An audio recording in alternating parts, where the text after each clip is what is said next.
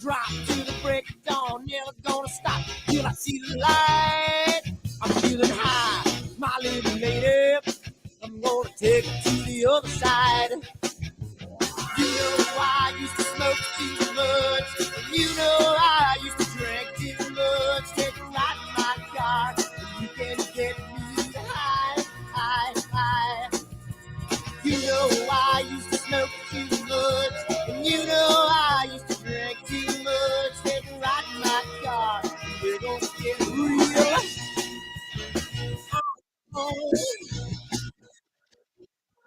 I'm feeling good, my little lady. She's gonna take me to the other side. I'm feeling nice, my little lady. She's gonna keep me moving on. I'm gonna run till I drop to the break of dawn. Never gonna stop, she's gonna treat me right. I'm feeling good, my little lady. She's gonna take me to the other side. You know I used to smoke too much, and you know I used to drink too much. Take a ride in my car, and you can get me high, high, high. You know I used to smoke too much, and you know I used to drink too much. Take a ride in my car, and we're gonna get real. Come on, baby. Let's take a ride. I don't know where we're gonna go, but first, let's dance.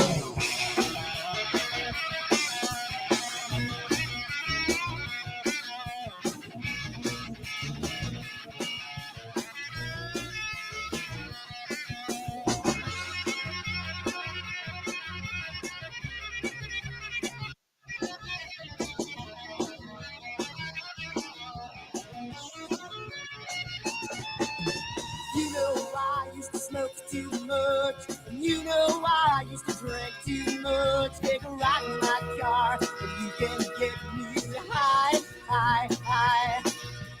You know I used to smoke too much, and you know I used to drink too much. Take a ride in my car, and we're gonna get real. Oh,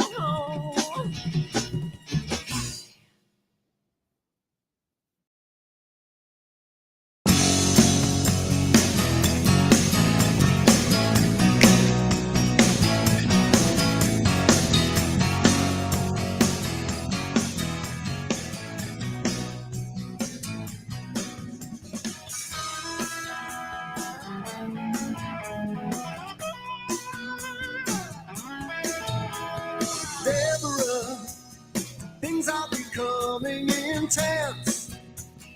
I ripped my jeans on your fence, hiding away from your man. Oh, it's a passion. Oh, tell a tale of 1,000 lonely days. Yeah, she's the real thing. Yeah. Oh.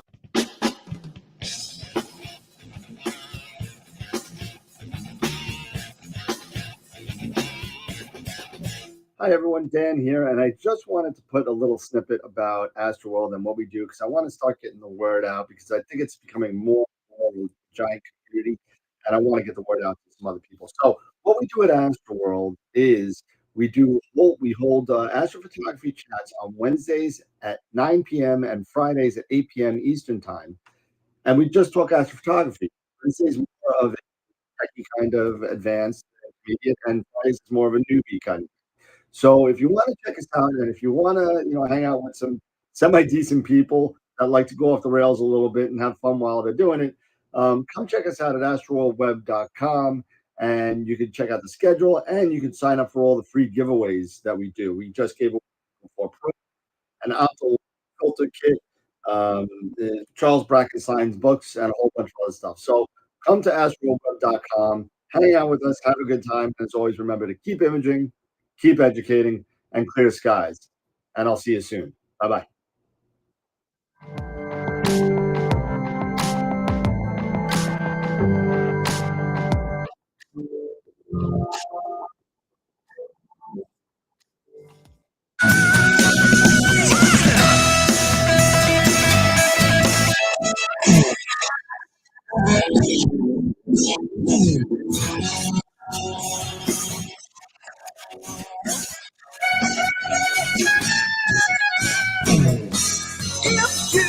want to be together. It's so good to be together with you. If you want to be together, say you want to be together. I'm feeling a little bit guilty, but it feels so fine. Yeah, so good to be together.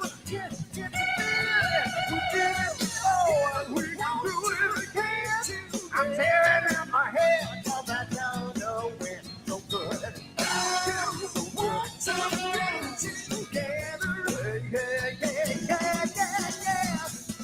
It's so good to be together. Yeah, so damn good. If you want to be together, it's so good, it's so good, yeah.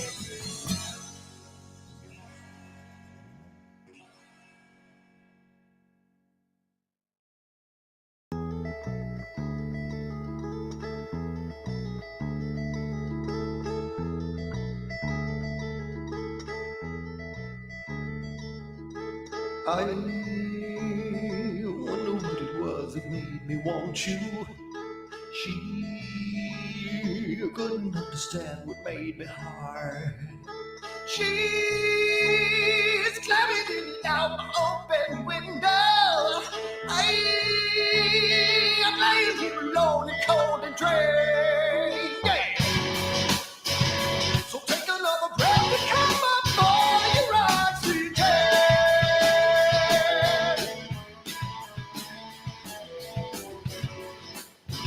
And now you wanna kiss the flesh and blood of every man, every man.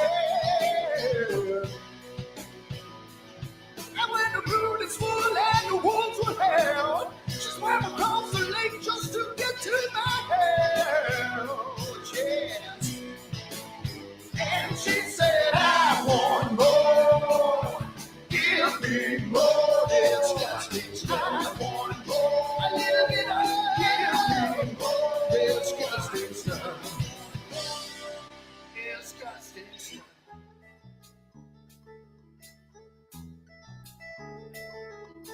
She looks upon a world that's dark and tangled. I never saw her turn her head and shame. She's standing in and out the open window. I'm lying here alone in cold and gray. So take another breath and come up for your oxygen.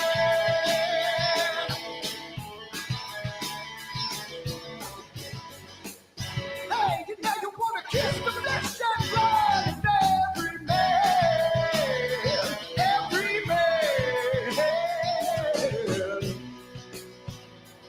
Well, we all took turns and it's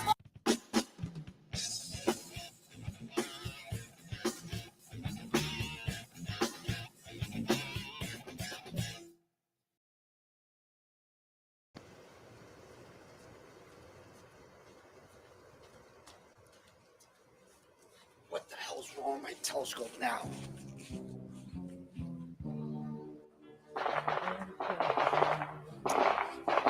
What's wrong with this thing?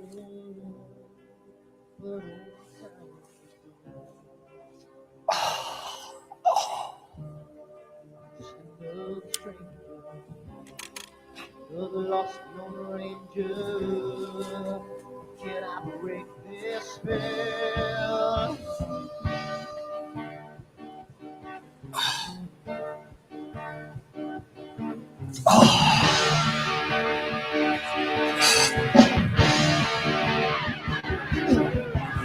You want things right, I make you do things wrong.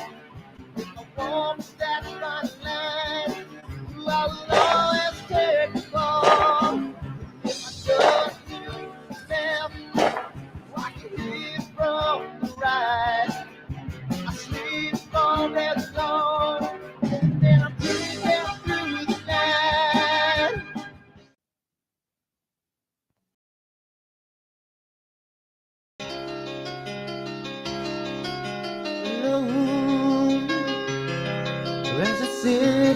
good tonight, afraid. Oh, what's come of your life? Wait for the time and the place. You'll be back tomorrow. But I'm not afraid to walk through the fire. And I have certainly seen the light. And I don't want you to think that I'm a liar. I'm wanting you to spend the night.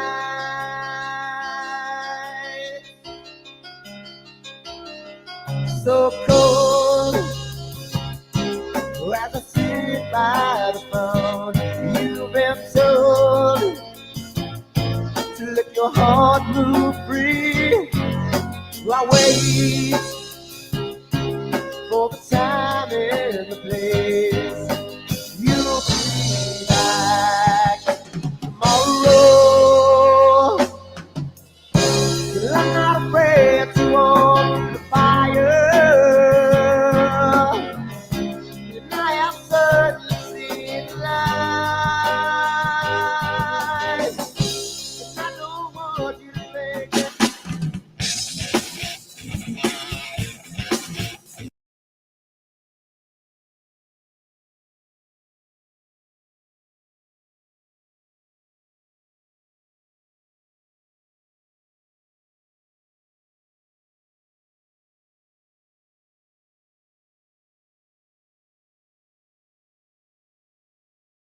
To all assemble everything here, but he goes, no, he says, I need to kind of jump off the deep end of the pool and do it. And I said, that makes a lot of sense.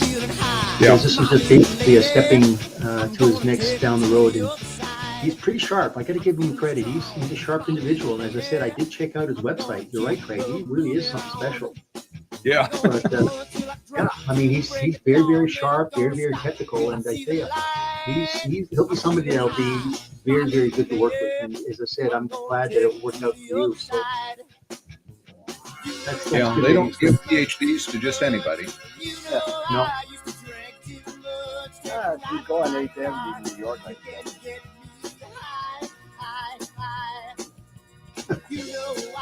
250 bucks, 8th Avenue. Isn't that like that senator or something in the Congress that embellished his? Oh, that's my representative. Yeah, That's your rep, yeah. And then supposedly didn't he actually, wasn't he like a gangster down there in Brazil or something? Oh, I don't know. He was. They were showing the photograph. It's the craziest thing. I guess 20 years ago or 10 years ago, he was one of these dancers with the headset down at Carnival. I mean, they got photographs of what the guy looked like. I did. All I know is, I'll tell you this: I did not vote for him, so I do not. I did not vote for him at all. The guy. I didn't even know who he was until he got on the screen. So I don't even know. Well, I hope. Is he your representative? Hold on a second. Ooh, man, we got to keep our. Hold on a second. What's going on here? I think he's got a hot mic. Ooh, that's what I was afraid of.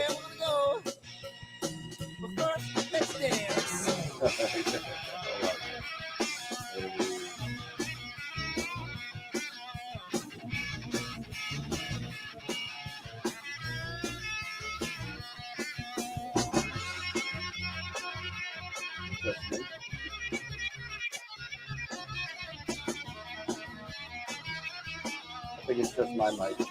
No, maybe you guys get off. No,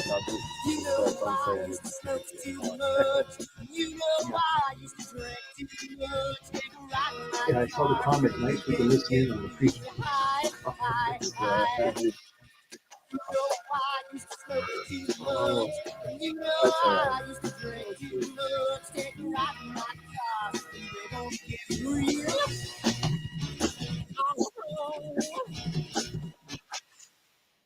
Oh, Dave says, still here. I see it, Dave.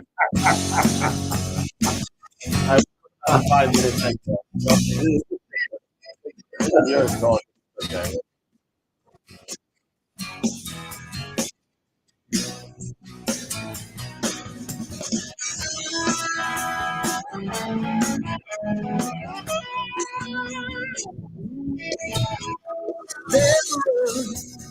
Things are becoming intense. I rip my jeans, no pants, hiding away from your man. I got quiet.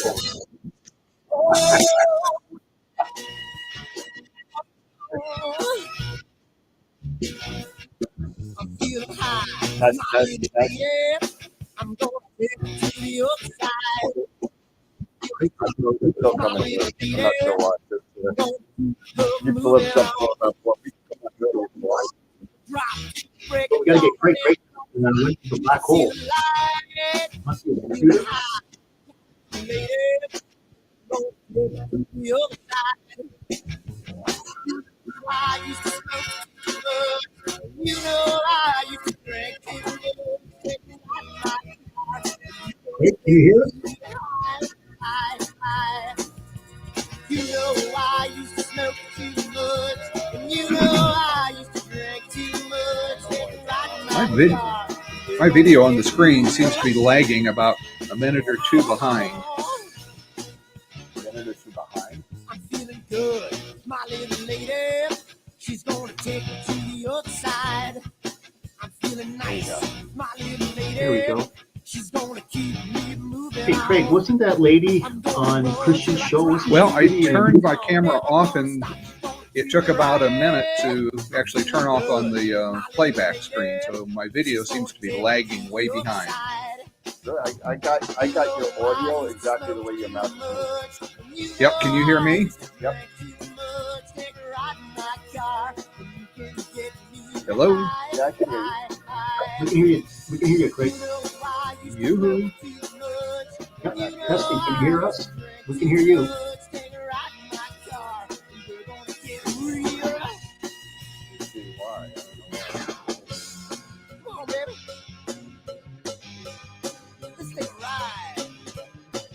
I'm back. Also, Craig.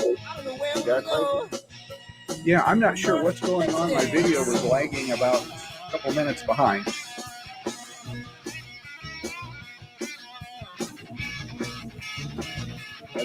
I mean, like I was saying, your mouth is moving exactly the right way that I do in my earphone. So. Okay. Is it still okay now? Yep. Okay.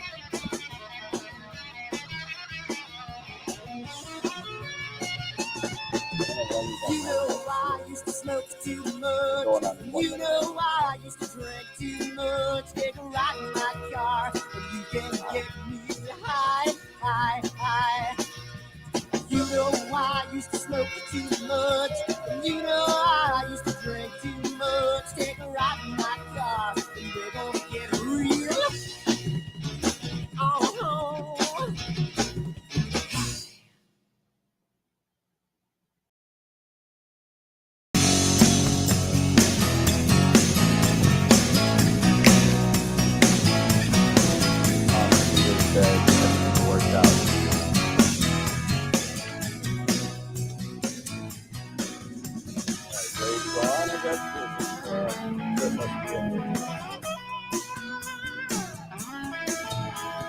Deborah, things are becoming intense.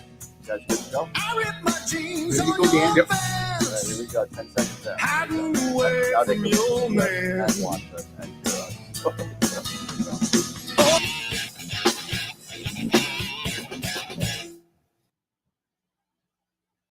Hey everybody, what's going on? How's it going? It's Wednesday night, as somebody just told me that it was Wednesday night because I thought it was Friday night. But I lost a couple days. So how's it going, everybody? We made it again tonight for another night of AstroWorld. Glad everybody showed up, and we got Craig Stocks from Utah Desert Remote Observatories. And if you want to go take a look at his website, I'm going to have it scrolling across on the bottom in a second, and you can check out his site at utahdesertremote.com. and we're going to be talking to him about his PixInsight Workflow. You can see the pictures behind him, and maybe we'll get a little peek into the brain of Craig Stocks here. So it's going to be a lot of fun. But before we do all that, let's do the sponsors real quick, because we got some new guests to talk about real quick. So give me 1 second. Let me bring this up real quick.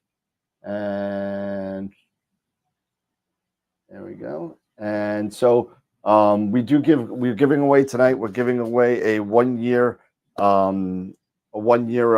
subscription to IP for AP tonight, which is pretty cool. And that's from IP for AP. But our main sequence level, who gives us a lot of gift certificates to give away, is Woodland Hills Camera and Telescopes.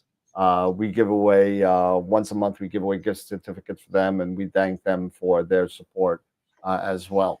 As far as our Red Giant level sponsors are concerned, Prima Luce, Camera Concepts, and Optolong, all of which who have signed on for 2024 to 2023 to renew their sponsorship, and we're looking at one more that may be jumping on, so it's going to be really quite interesting to see. Next, at a Supergiant level, like I said, we're giving away a 1 year subscription to IP for AP tonight. We also give away weekly on every Friday night. We give away a free Masters of PixInsight class. So definitely, if you're not signed up for any of these giveaways, sign up for them at www.astroworldweb.com under giveaways. So you can sign up for all of them there. We have some people that have joined us on Patreon. We have a new level of membership called the Off the Rails members. We now have 2 Off the Rails members. And that's the highest level of dollar amount membership that we have. That comes with a lot of great perks for the AstroWorld store. You get like a whole bunch of swag and everything. So it's cool. Quasar members, Dr. Ascari and John G. Thank you so much. Black Hole, Charity, George, and Mike. And then we got all of our Red Giant members, main sequence members. And if you want to join any of this, you could join us either on Patreon or on YouTube. And our Protostar members as well. Thank you so much for all the support. We have over 50 members now that have joined us on either Patreon or YouTube. So thank you so much for the support. It means a lot. Tonight, as everybody knows, we have Craig Stocks tonight from Utah Desert Remote Observatories. He's going to be going over not an APP workflow, a PixInsight workflow. And that was a mistake by myself. So I hope people aren't too disappointed. But I'm sure that PixInsight is one of the premier pieces of software that we use, and it's going to be an awesome time. So it's going to be great. February 1st, my birthday. It's not only my birthday, but we have Mr. Glass Tiger himself, Wayne Parker from Skyshed Observatories, is going to be coming on and hanging out with us, promoting his new Skyshed Pod S. So that's going to be a lot of fun talking to him. He was on Astropalooza as well. February 8th, we got Steve Malia from Starfield Optics coming on. We've all seen Sean Nielsen's pictures and him testing that 8-inch newt that he's been playing with, and it's going to be great to see what Steve has in the loop for Starfield next. So don't miss that.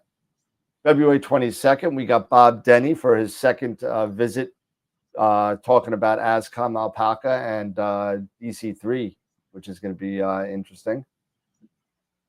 March 1st, we booked, I butcher his name every time he's on the show. I'm sorry, Ivo. That's why I call him Ivo.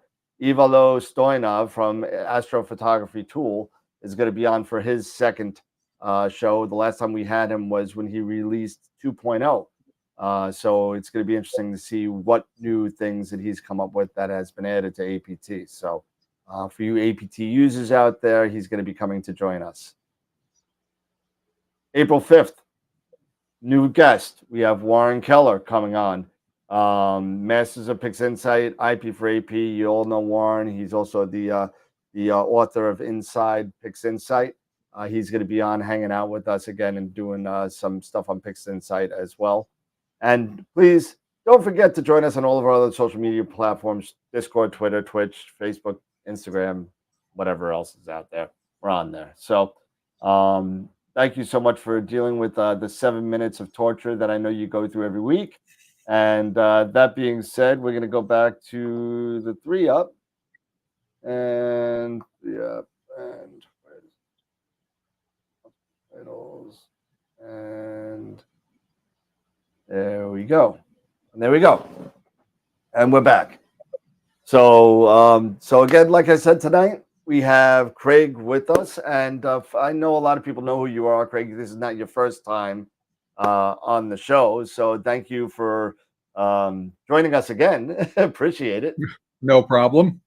And I know that there was some miscommunication by myself on the website, and we are going to be doing some PixInsight stuff. So before we get into that, why don't you again introduce yourself to the people that may be new to the show and say what you do and talk a little bit about Desert Remote.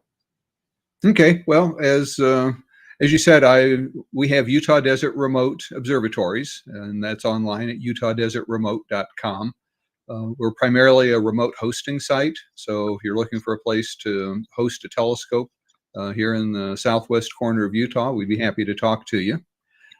We also do some hourly rentals. If somebody has a target in mind and they need longer focal length, or if they want to dabble in monochrome rather than one-shot color or a DSLR, they can rent time on our equipment, and it's kind of a we kind of hold your hand and walk you through it. We'll do a Zoom session to talk about your target and setting up the sequence and so forth. So it's a little bit more personal than simply selecting from a list of targets and pushing a go button. Yeah. And the way we operate, when you make arrangements to image a certain target, that data belongs to you. Nice. That's awesome.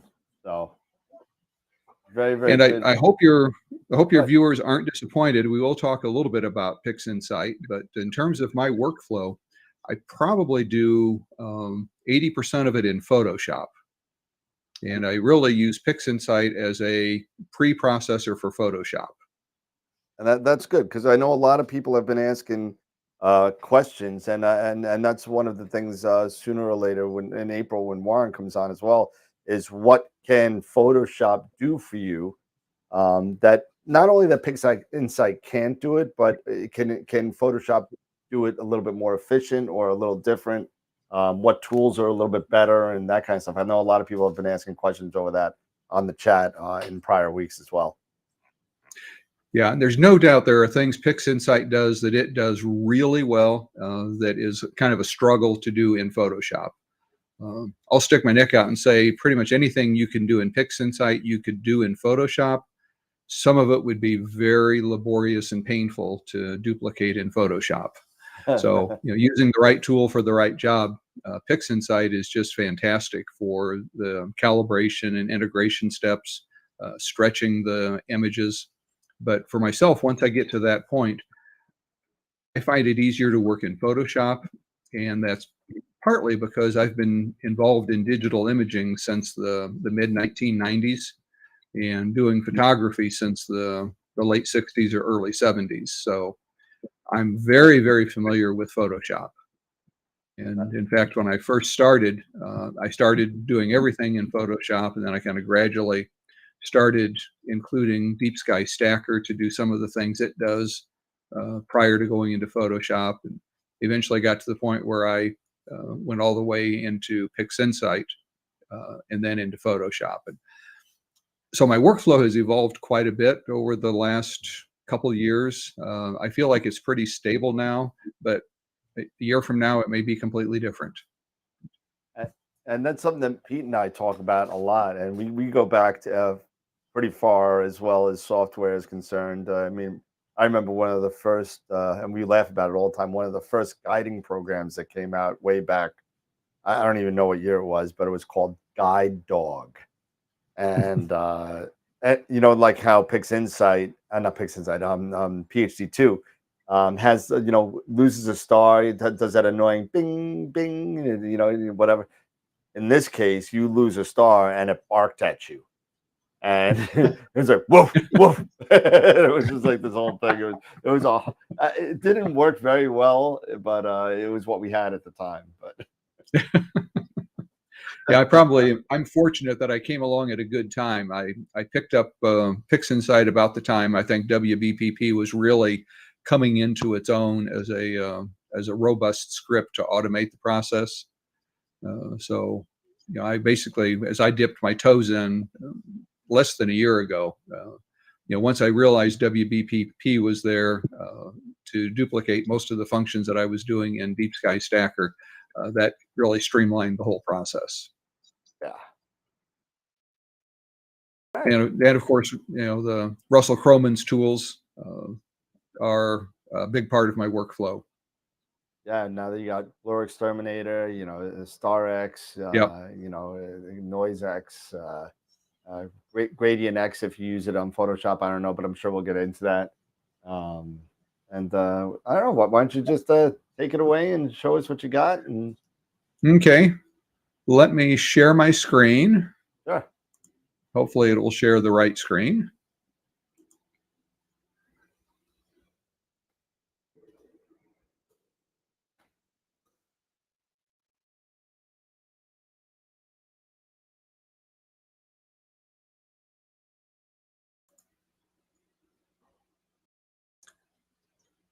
Okay.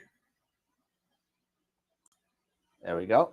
And I'll make you With bigger. luck, I'm sharing a screen and you should see me With a mustache. looks like I'm blinking. Yeah, hold on a second. Hey, Let me see if I can get I that. think that's a Photoshop image, isn't it? It is. Want me to stop and start again? Yeah, you are blinking a little bit. Yeah, it must be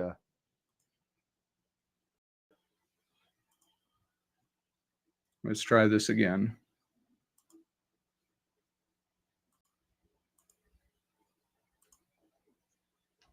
still blinking.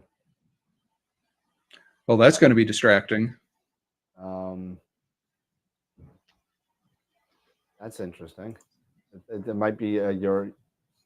Now you look like Wilson from from Home Improvement. Let's see what happens Try the first screen. if I share the other screen. Yeah.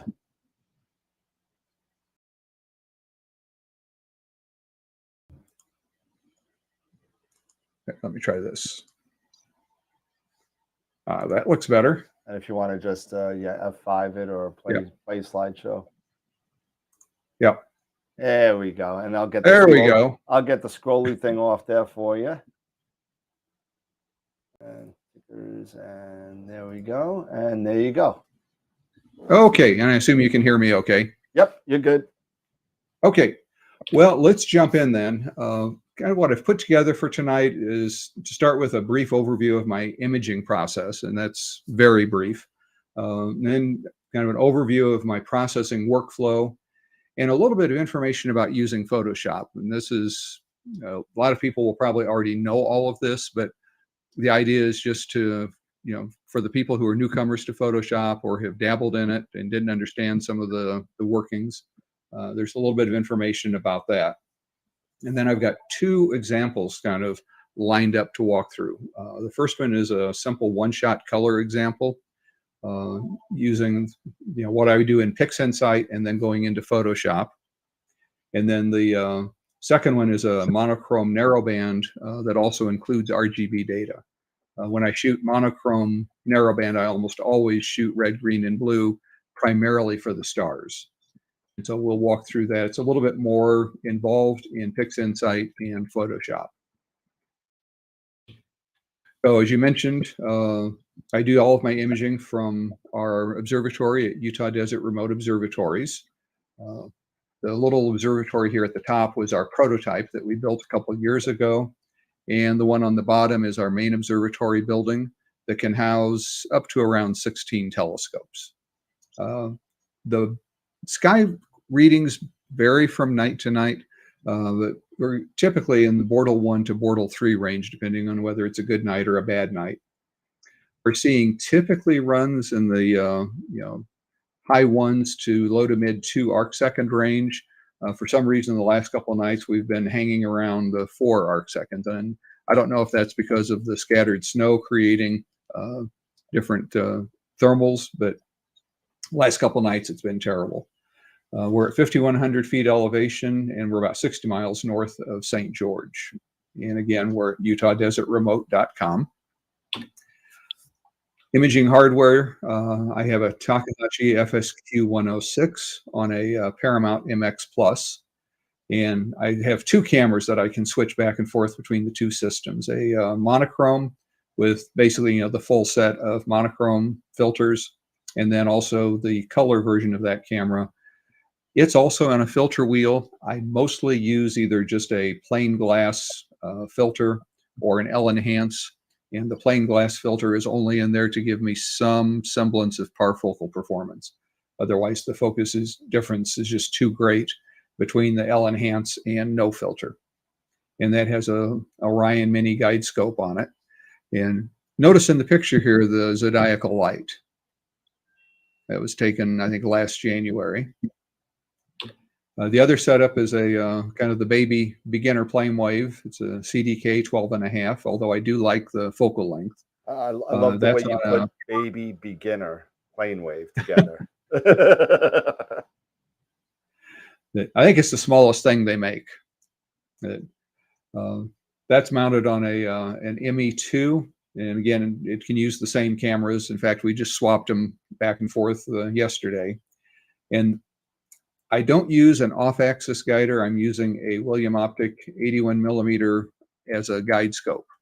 And it has worked out for me, and that avoids messing around with an off-axis guider and worrying about the rotation angle, because I do have rotators on both systems. And I just find it easy and effective to just use a guide scope. Probably not the way you're supposed to do it, but I've been getting by with it. I do pretty much all of my imaging sessions with Voyager. Occasionally I'll do something directly in the SkyX, but for the most part, I use Voyager for all of the sequence control. The SkyX provides mount control. I'm using PhD2 for auto guiding. And as the sequence is running overnight, it's just dropping the files into a Dropbox folder, and then those automatically get transferred to my computer at the house. So when I get up in the morning, I've got fresh files waiting for me, assuming the weather was cooperating. So my typical workflow, I watch the weather, configure the Voyager script, launch the programs. The observatories actually open automatically. And I have actually already done all this. The programs are running, but they're right now in suspend mode because clouds are keeping the observatory closed right now.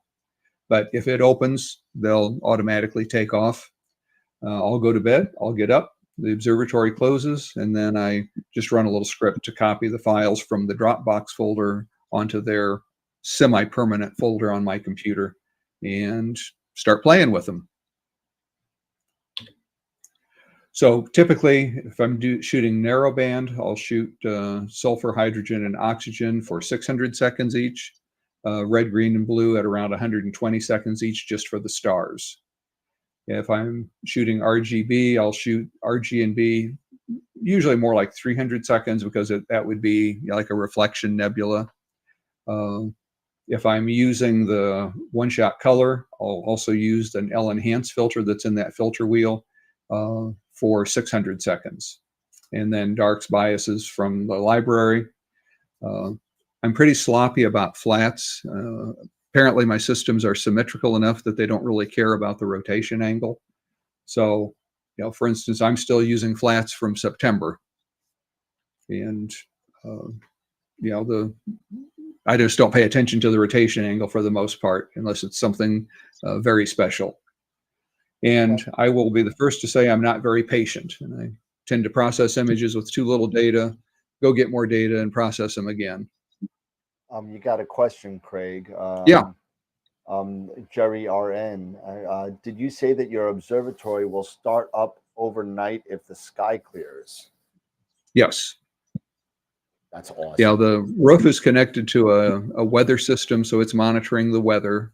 And if the sky clears and it meets all the other parameters as far as wind and moisture and humidity and so forth, then the roof will open. And when the roof opens, that basically lets Voyager know that it's safe and it can continue running the sequence from wherever it left off. Or if time has moved forward and it should be in a different point in the sequence, it'll jump ahead. But The last I looked right now, it's just sitting in a kind of a suspend mode, waiting for the roof to open. Nice. Any other questions? Just they want to know what are clouds. No, the H2O nebula. Yeah, exactly. Nope, that's it. Okay. Yeah, just jump in and let me know if there's a question. Yeah, if you want, I could actually put it on your screen. If you're seeing the live on YouTube, are you seeing that? No, I'm not. Hey, Craig, just for Yeah. the people that are just starting, you mentioned that with your RGB, that if you've got a one-shot color camera, that you'll shoot your L enhance for 600 seconds. Why would you push it up to 600 seconds? Because I think that the majority of those people would like to know why that would be the case. So could you just kind of maybe digress into that for just a little bit? I don't know that I have an intelligent answer to that, other than it seems to work. And I'm kind of a creature of habit. I guess I did it once and it worked, so I just kept doing it. Okay. It's probably not a very good answer. No. Okay, because I was going to suggest is that down the road we'll get an answer. But remember, we talked about these filters being interference filters. And so typically they'll only allow that wavelength of light to pass through. So that's consequently why you got to push it a lot longer in terms of exposure duration. Yes. Yeah, and it as you'll see, when the L enhance is probably not the best dual narrowband filter. I think it's got a fairly wide band pass for hydrogen and oxygen. We have dark skies, so I can get by with, a cheaper filter. It creates some pretty nasty reflections from bright stars that I have to deal with in Photoshop. Mm-hmm. And you'll see how I do that. But fortunately, the sample data I'm going to walk through tonight is not the best data. Okay. Any other questions? Nope. Mark said it Okay. makes sense to me, and Tom said his driveway has been in suspend mode for 6 weeks.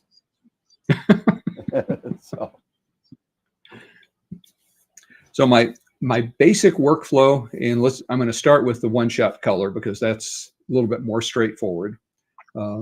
Basically, I start in PixInsight, and I didn't list it here, but really the first thing I do, and it's a very important step, is I'll step through all of the images in Blink and throw out any of the ones that have guiding errors or clouds or a bug landed on the telescope or whatever. But pull out the garbage frames before I proceed. And the way I do that in the Blink tool, you can just do a move. So move it from the main folder into a rejects folder. So I'm not actually deleting it. I'm just moving them into a rejects folder in case for some reason I want the garbage back. And then periodically I'll just purge that rejects folder. I'll set up WBPP to do the calibration and integration. Once that's done, I kind of step through the same rote process each time. I'll run a dynamic background extraction. With one-shot color, I'll do the new spectrophotometric color calibration on the plain RGB. I don't run that on the dual narrowband data. Okay. I'll run blur exterminator. I'll run a screen transfer function or a screen stretch, and typically I'll fiddle with the sliders on that a little bit to get the contrast I want, and then apply it with the histogram transformation tool, the way you do in PixInsight. I'll run noise exterminator, star exterminator, and I save the RGB stars and then save those files as 16-bit TIFFs. And that's really, for color, all I do in PixInsight. You had another question from Kevin. Yeah. Why not just let WBPP throw out the trash? I've tried that, and sometimes I do it just for the heck of it if I have a lot of data. I find that, and maybe I just get really nasty trash, but it seems like I get better results if I sort through it first. And I don't know if I'm more or less discerning than WBPP, but it just seems to work for me. Gotcha. And it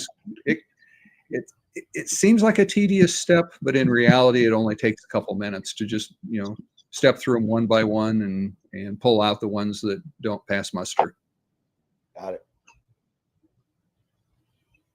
Anything else? Dylan wants to know what the weather is looking like in remote in Utah. The last time I looked, it was cloudy. We can take a peek.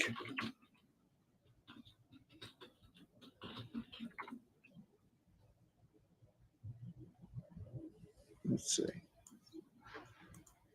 Pull up our weather page here.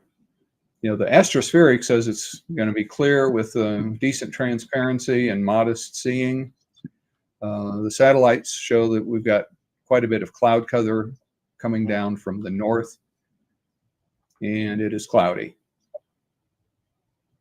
Then this top graph, you can see it's been cloudy pretty much all day. Anytime this blue squiggly line is in the gray, that means it's cloudy.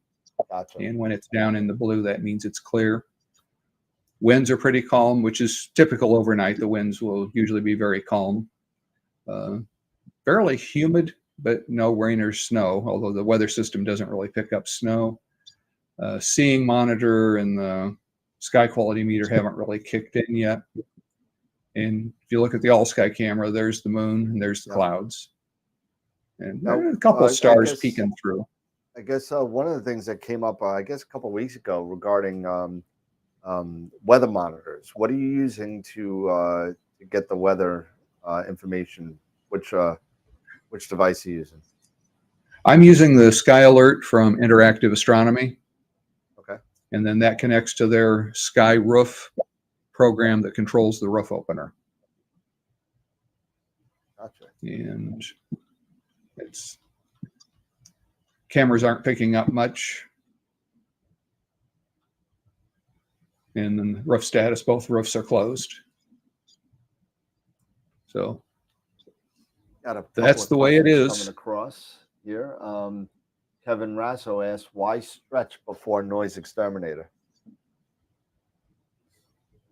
I know generally the advice is to run noise exterminator and then stretch. Same with star exterminator. I just feel like I've had better results doing it this way.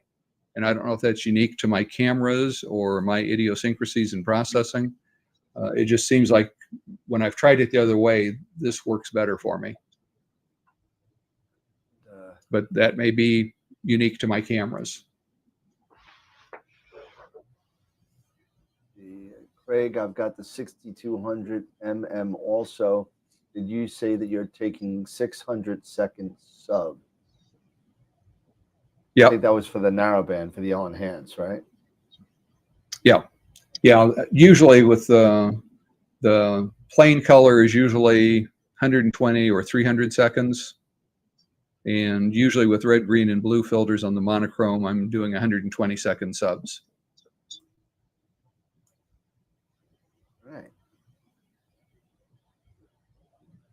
All right, cool. Yeah, we can move on to, I think that's the last question.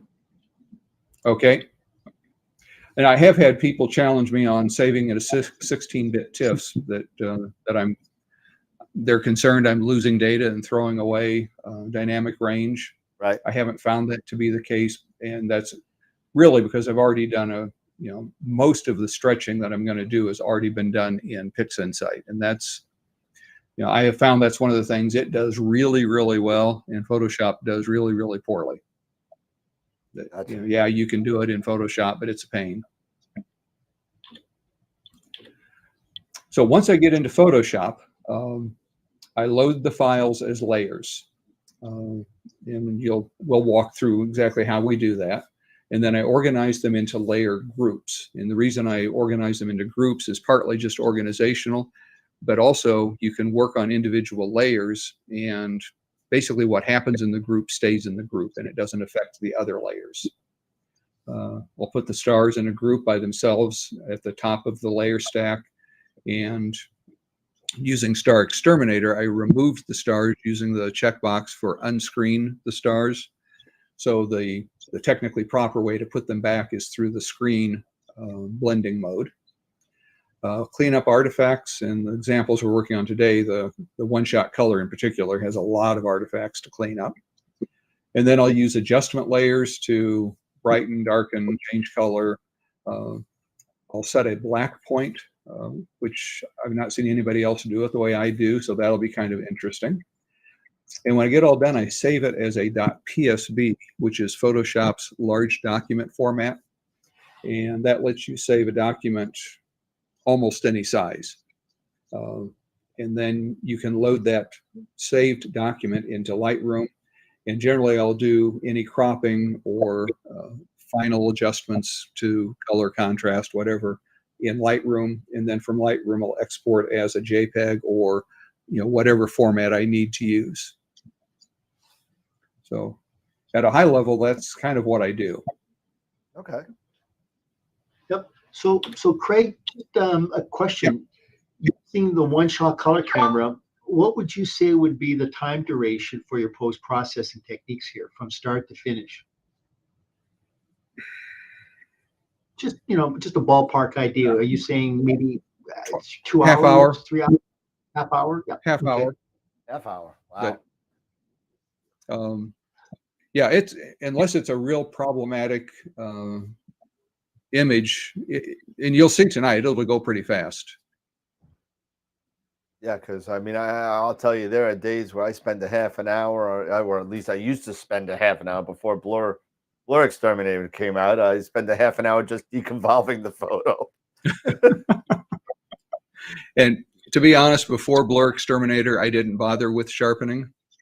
Okay. I looked at the deconvolution in PixInsight and decided that's just not for me. Yeah, it's definitely it's like fine wine, right, Pete? I agree.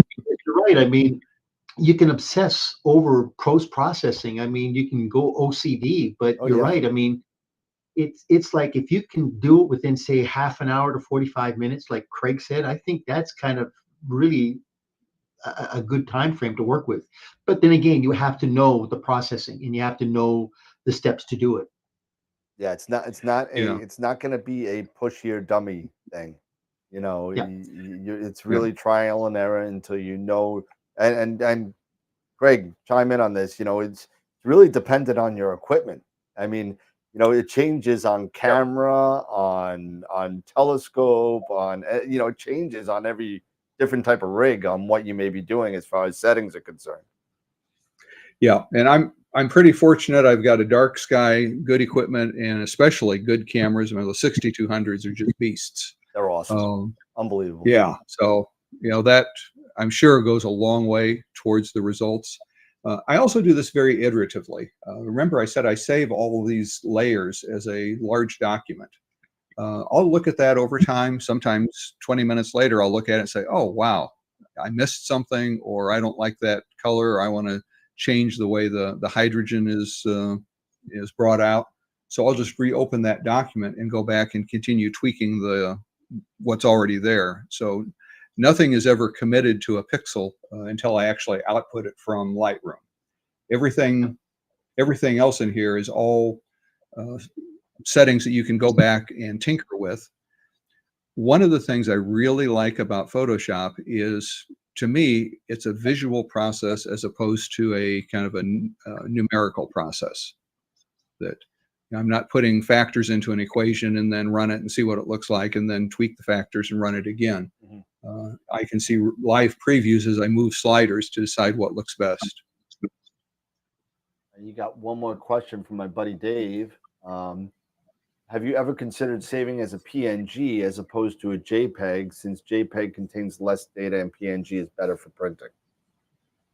No, if I'm printing, I'll save it. I'll open it as a PSD file and full resolution and print from that. Usually a JPEG is for sharing on Facebook, and I want it to look good, but I don't want it. I don't care if it looks perfect. Gotcha. And PNGs are generally a lot larger. Yeah. Yes, they are. And with the large documents, I do run out of space. So I've got a NAS where I keep all of my backup files, and I usually just have my working files on the hard drives on my laptop. Gotcha. So I mentioned that this is a non-destructive, layer-based, non-destructive workflow. Non-destructive meaning that I maintain all the layers and adjustment layers intact, and I don't make a change that I can't undo or redo later. I generally don't care about file size. I figure that's what computer storage is for. I've got kind of a newish laptop. It's, I think, less than a year old, and it does have 128 gig of RAM. So it's fairly beefy. And I basically never flatten a file or merge layers, with just very rare exceptions. And that's a good point that you brought up there, Craig, because why do you choose to do that? Just to be able to have the multitude of layers that you can always go in down the road later to post-process, right? Because you have that option in Photoshop to flatten it and to merge. Right, and that does make the file a lot smaller, but I will always keep my master files, fully intact with all layers, because I get in a rush, I finish it, and then I look at it and see something I missed, and then go back. So for me, it's a very iterative process. I'm not the kind of person who can do it once and it's done perfectly. I have to sneak up on it. So it suits my way of working. And I would never say that this is the way you have to do it, or that you should use Photoshop instead of PixInsight. I see a lot of just beautiful work done in PixInsight. It's just that I don't know how to do it, and it doesn't work for me, but I know how to do it in Photoshop. Hey, Craig, what would be your directory then? Would you have like a directory based, let's say the directory name would be on the target, correct? And then would you have subdirectories underneath that based upon the layers, based upon Yep. a multitude of different things? And we can, would in you be fact, able we to can show? talk about that. Yep. Oh, Yeah, when we get into right. the examples, I can show that. Anything else? Dave had one more question regarding monitor calibration. Yeah, You it's calibrate important. your monitor, and if you do, Yep. what do you use? I use a Color Monkey. Okay. They've been around for 10 years or longer.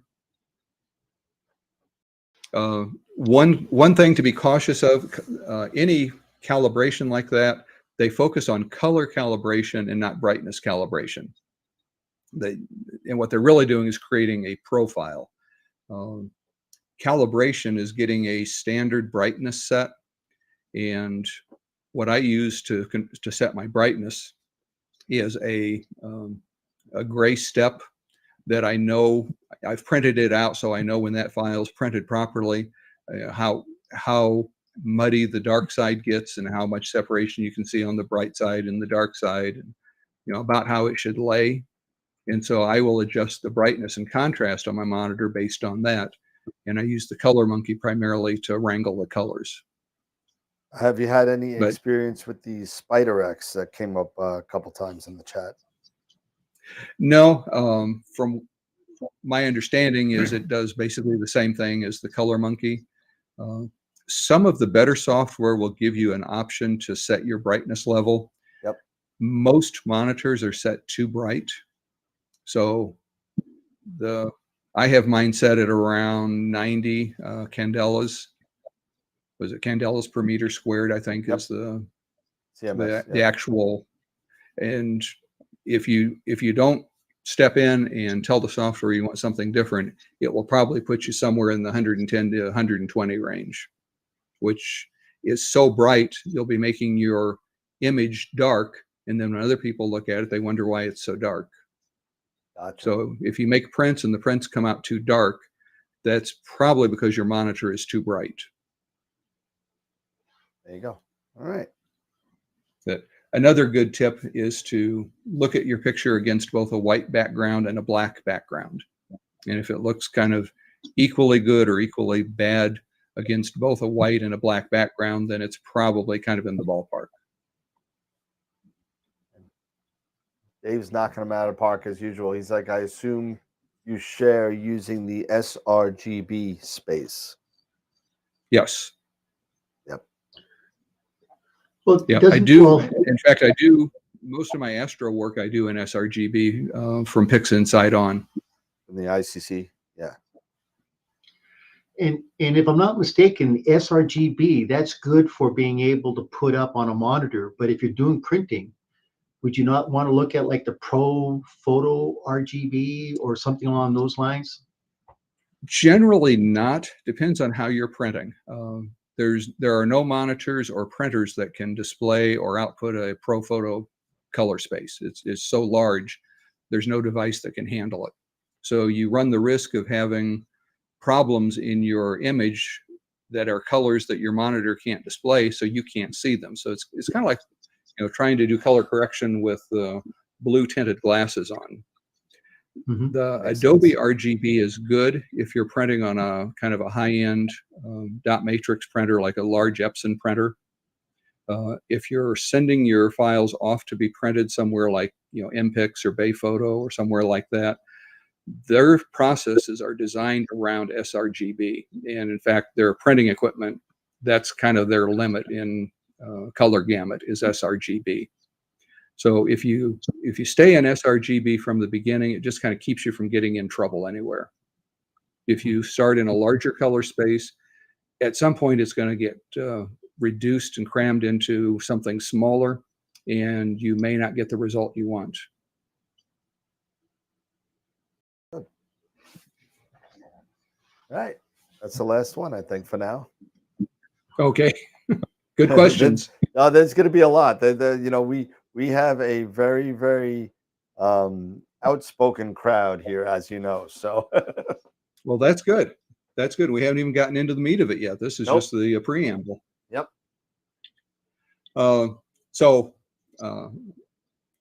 Non-destructive, I use adjustment layers. I keep individual layers intact.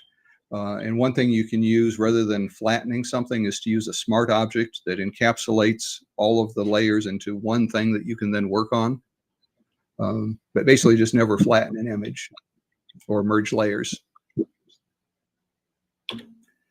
I keep talking about layers, and for those who are new to Photoshop, layers are kind of the basic construct of a Photoshop document. When you're looking at the Photoshop window, the layout I use is basically the Essentials workspace that you can select from the workspace menu. I have the properties panel at the top, the adjustment layers in the middle, so I can quickly grab like a hue saturation or levels or curves or something. And then the bottom is the layers panel. So each one of these things you see here with the thumbnail are individual layers. And if we zoom in this case, they happen to be a layer that contains the blue filter information, one that contains the green, and one that contains the red. But they could contain stars and background or anything. They're just layers.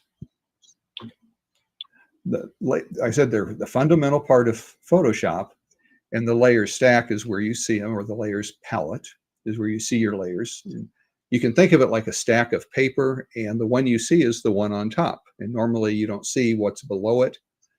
But there are tools called blending modes that tell Photoshop how you want the layer that it's on to interact with those that are below. So I mentioned earlier that the stars are in screen blending mode. That's one of these tools that allows just the bright pixels to show through and not the dark pixels. So it just kind of automatically puts in the stars without affecting anything else. There's really two types of layers. There are pixel-bearing layers and adjustment layers. Pixel-bearing layer, that's your image, or layers that contain your image. So each pixel has red, green, and blue values, and it's that mix of red, green, and blue that makes color. Layers are normally opaque.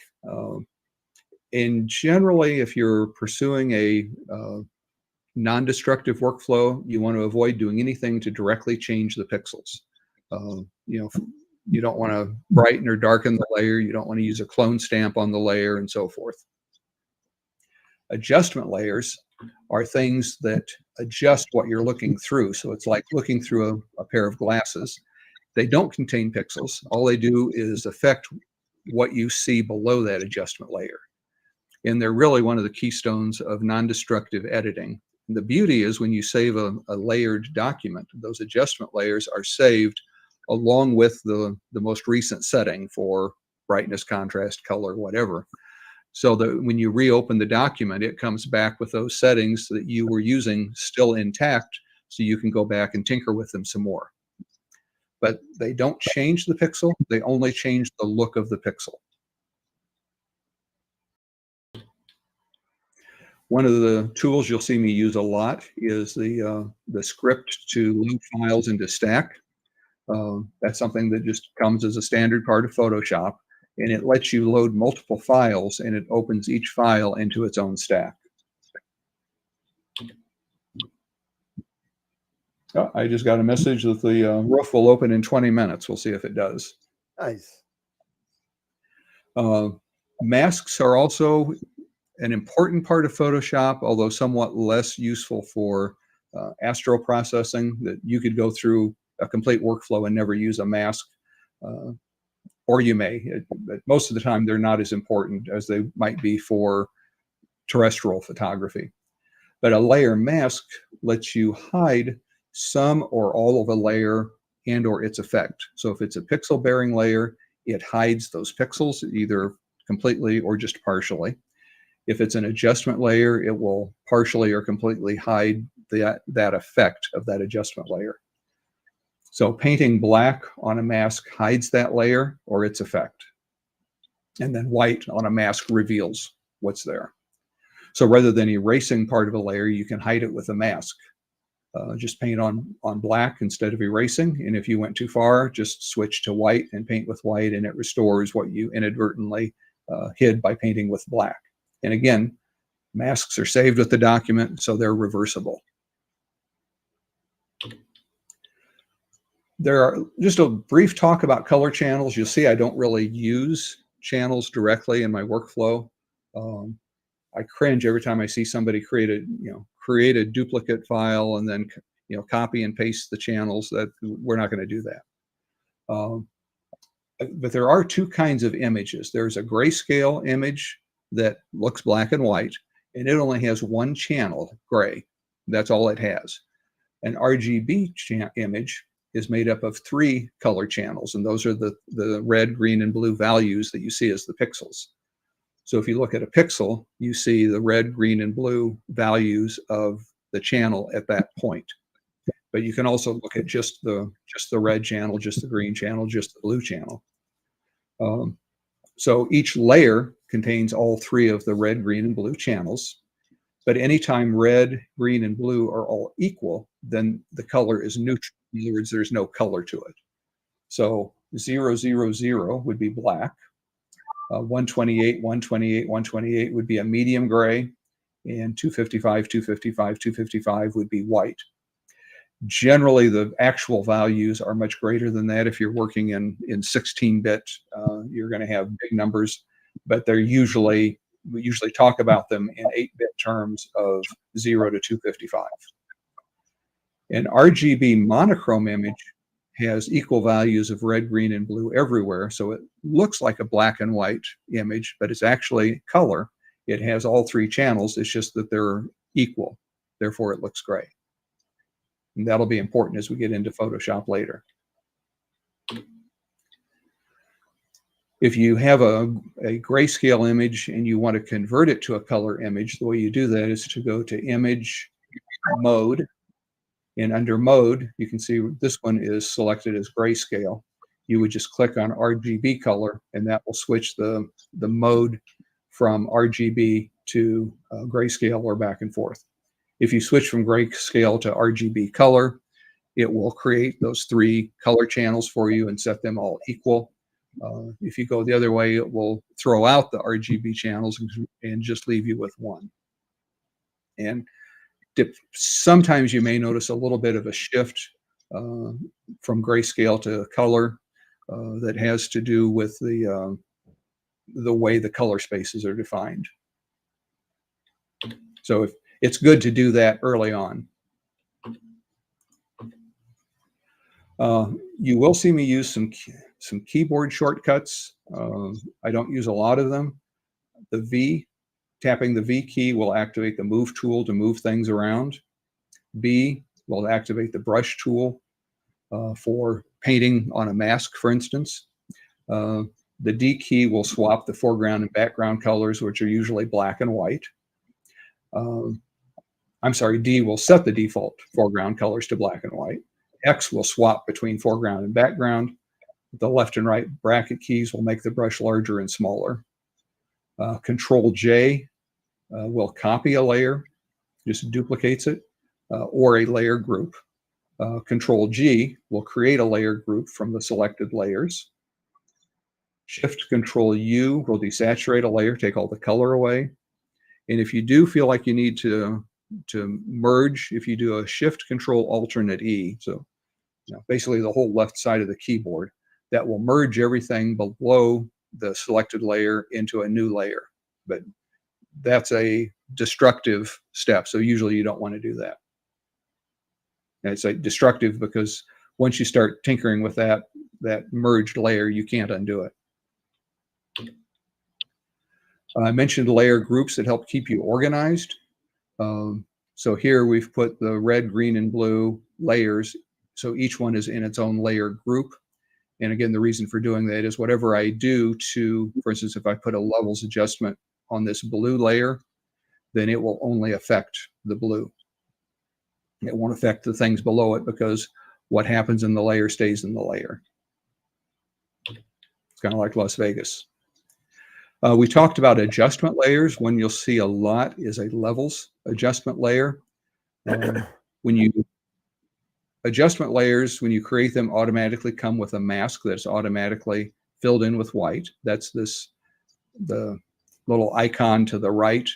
And actually, if you work on the mask, you'll see it reflected on the icon, the little thumbnail here. And then the little kind of yin-yang symbol shows you that there's an adjustment layer there. And you can work on either the adjustment layer or the mask of the adjustment layer. So you want to make sure that you have it'll be obvious to you. If you don't see the controls, then you're working on the layer mask instead of the adjustments itself. This levels adjustment works basically like a histogram transformation in PixInsight. So layer-based non-destructive is a better way of working. It's fast, easy, flexible, and I think it yields better results because you can change your mind and go back and fix things that you may have not seen at the beginning, and you can do that very easily without starting over. Fast supports layer adjustments. I don't need to spend a lot of time on this, other than say you can easily add additional data, especially if you use the same reference frame in PixInsight for day 2, day 3, day 4 of your data. Then you can just, as long as you haven't done any cropping, you can just very easily combine data. So this would be a good time for questions. Otherwise, we'll jump into an example of one-shot color using the L-Enhance filter and try to turn this into this. Ooh.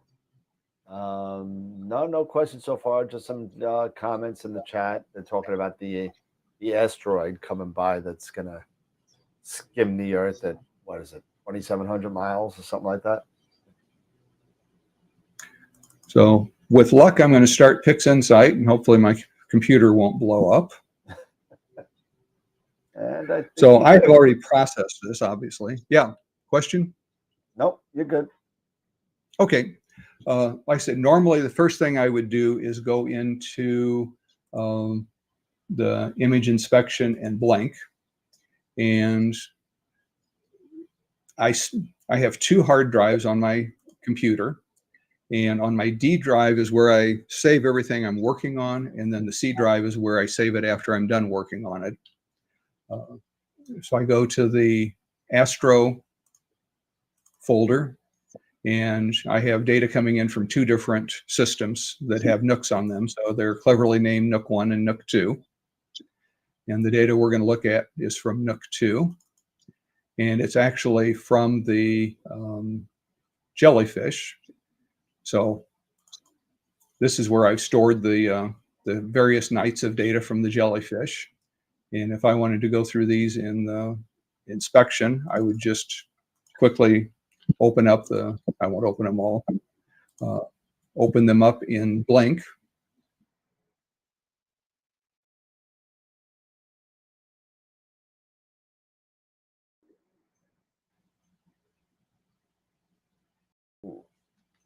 It's unhappy about something. Yep. I think you opened them all So up. maybe we won't do this. You opened them all up and not in the Blink program, I think. Okay. Now let me just close all. There you go. And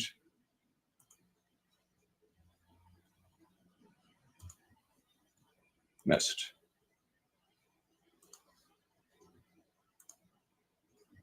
There you go. So thank you for catching that. No problem. We'll try this. There you go. That looks a little bit more reasonable. No, still doesn't like something. Oh, Okay, wow, we look at won't. The term demonstration, I'm told, comes from a Greek word that means fails before large audiences. that. There you go. So this is a Works for me. demonstration. So typically, I would have gone through these in Blink and then loaded the remaining files into WBPP. And do we need to look at WBPP, you think? Just a really quick over, if you want. Okay.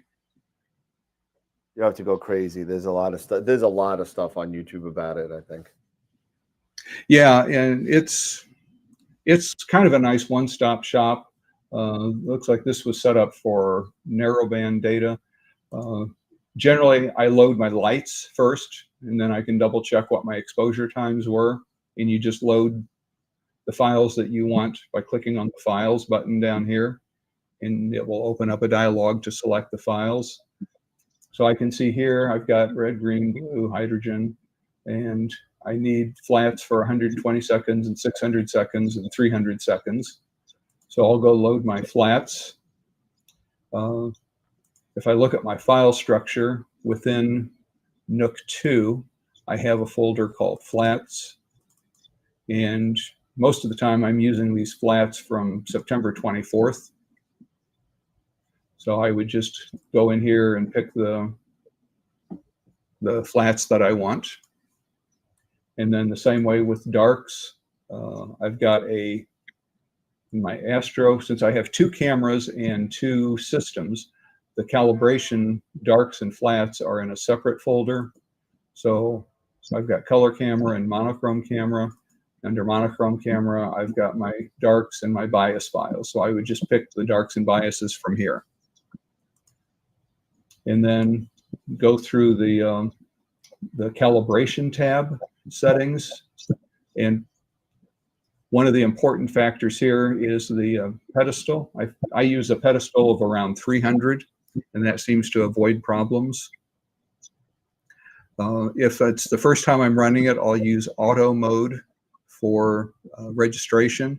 If I'm running data that I ran the day before, I'll actually go back to the log file and see what frame was chosen as the reference frame and switch this to manual and select a reference image down here so that I get the same registration that I had the night before.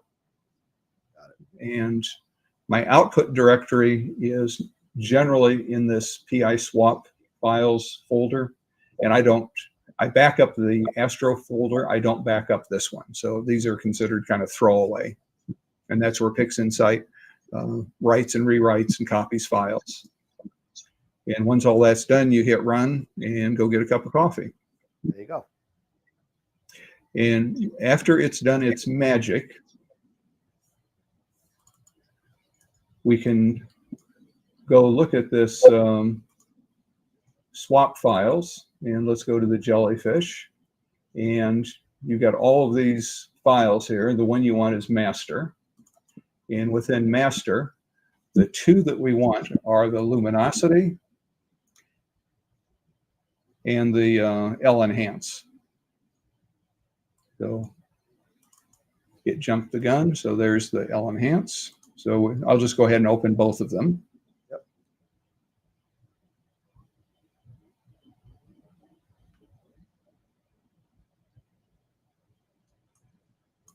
So there are the two files that came out of WBPP. The icons up here let you control the automatic screen stretch so that you can see what's there. And you kind of have to keep track of whether what you're seeing is real or whether what you're seeing is just a stretched representation of what's there. And one way you can tell is if I look at the file name over here on the right, you can see that it's just black. If I do the screen stretch, or the STF auto stretch, I think is what the tooltip calls it, it will stretch the image, and then you'll see a little green bar over here. That tells us that we're looking at an auto stretch image. This doesn't look quite like the color I want. I've got some saved icons on the right. Generally, the very first thing I'll do is a dynamic background extraction, which I've already saved with these, fairly large samples all the way around the perimeter. And I'll just glance quickly to see if it's going to be picking up any significant nebula or super bright stars, or otherwise I'll just leave those where they are. This was something I picked up off of Sean's website. So basically everything is already set. So I just hit the execute button. It's done its magic, so I can close that and redo the stretch. And this is a linked stretch, so now it looks better. The next thing I would do, since this is the L enhance, I won't do the color calibration. So I would use blur exterminator, which I'm not going to take the time to do. Then the next step would be to actually stretch the image. So I would click on the STF icon and also the histogram transformation. And this is where I might tinker with the settings. If I'm using the scroll wheel on the mouse to zoom in here on the sliders, and I can adjust the dark level using the left slider, or the brightness if I want to make it brighter or darker with this slider. Once I get it where I want, the PixInsight secret code is you grab the triangle from here, drag it down to the bottom section of the histogram transformation, and that copies the settings, and then click the square to apply that, and the image turns white because now we have stretched the image, and if you see the green bar, we're still auto stretching it. So I can turn off the screen stretch or auto stretch with this icon, and now that's what the file actually looks like. So my last two steps would be to run noise exterminator and star exterminator. And when I do that, let me pull in what I've already saved here. That's what I end up with. So that's after it's been stretched and star exterminated and blur exterminated. And you can see there's a lot of artifacts here that we'll have to clean up. But at this point, I would save this image as a 16-bit TIFF. And then I would go through basically the same thing with the RGB file. I would do dynamic background extraction to get something that looks a little more correct. And then, since this is the RGB color, I will do a spectrophotometric color calibration to get the star colors kind of right. And then step through, we'll do the screen stretch more or less the same way, although I do want to make sure on this one that I do it with a linked stretch, because we've, after I've gone to the trouble of color calibrating, I don't want to change the colors. So again, I can adjust it. And since I'm mostly looking for stars, I will usually, on this one, I'll usually turn up the star sharpness in blur exterminator. And I'll process this one a little on the dark side to help minimize the stars and give me a fighting chance at having small stars. And then again, do the magic dance of drag the triangle down to the histogram transformation, apply that, and turn off the screen stretch so you can see what the file actually looks like. And when that is done, I wind up with two files. I'll wind up with the stars that we've extracted using the unscreen option in Star Exterminator, and a luminosity layer that again shows a lot of artifacts. In reality, there's not much I want from this image. It'll be mostly built from the L-enhanced data. But if we look in here, there's some reflection nebula here, and then a larger area down here that don't show up in the L-enhanced data. So we will bring in some of this from the RGB file to add some seasoning to the L-enhanced data. So at this point, I would save these two files as 16-bit TIFFs, and at that point, I'm done in PixInsight and ready for Photoshop. Any questions before we jump ahead? Nope, just some comments about the STF. Good tip on the sliders. Let's see. It looks like I could follow Craig's instructions very well, although I'm terribly disinterested in computers. He seems to make this very easy. I guess that's a good thing. So yeah. If you've been playing with computers for long enough, it's pretty straightforward. Yep. I feel sorry for people who are coming into this without a computer or a photography background. Yeah, it's going to be a lot larger of a learning curve, definitely. Yes. So I guess at this point, I'm just going to get out of PixInsight because I don't want to, my computer's been misbehaving lately, so I don't want to overtax it. So we'll just close all this and go into Photoshop.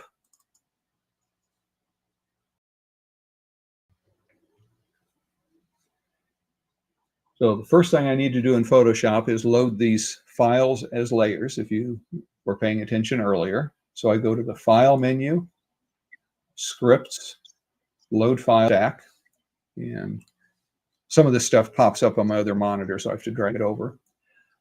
This is the load layers dialog box. Click on Browse, and that will give us the option to choose the files we want to load. So we're working on the jellyfish, and I want the stars, I want the RGB, and I want the unlinked stretch of the L-enhance. I'll just click OK.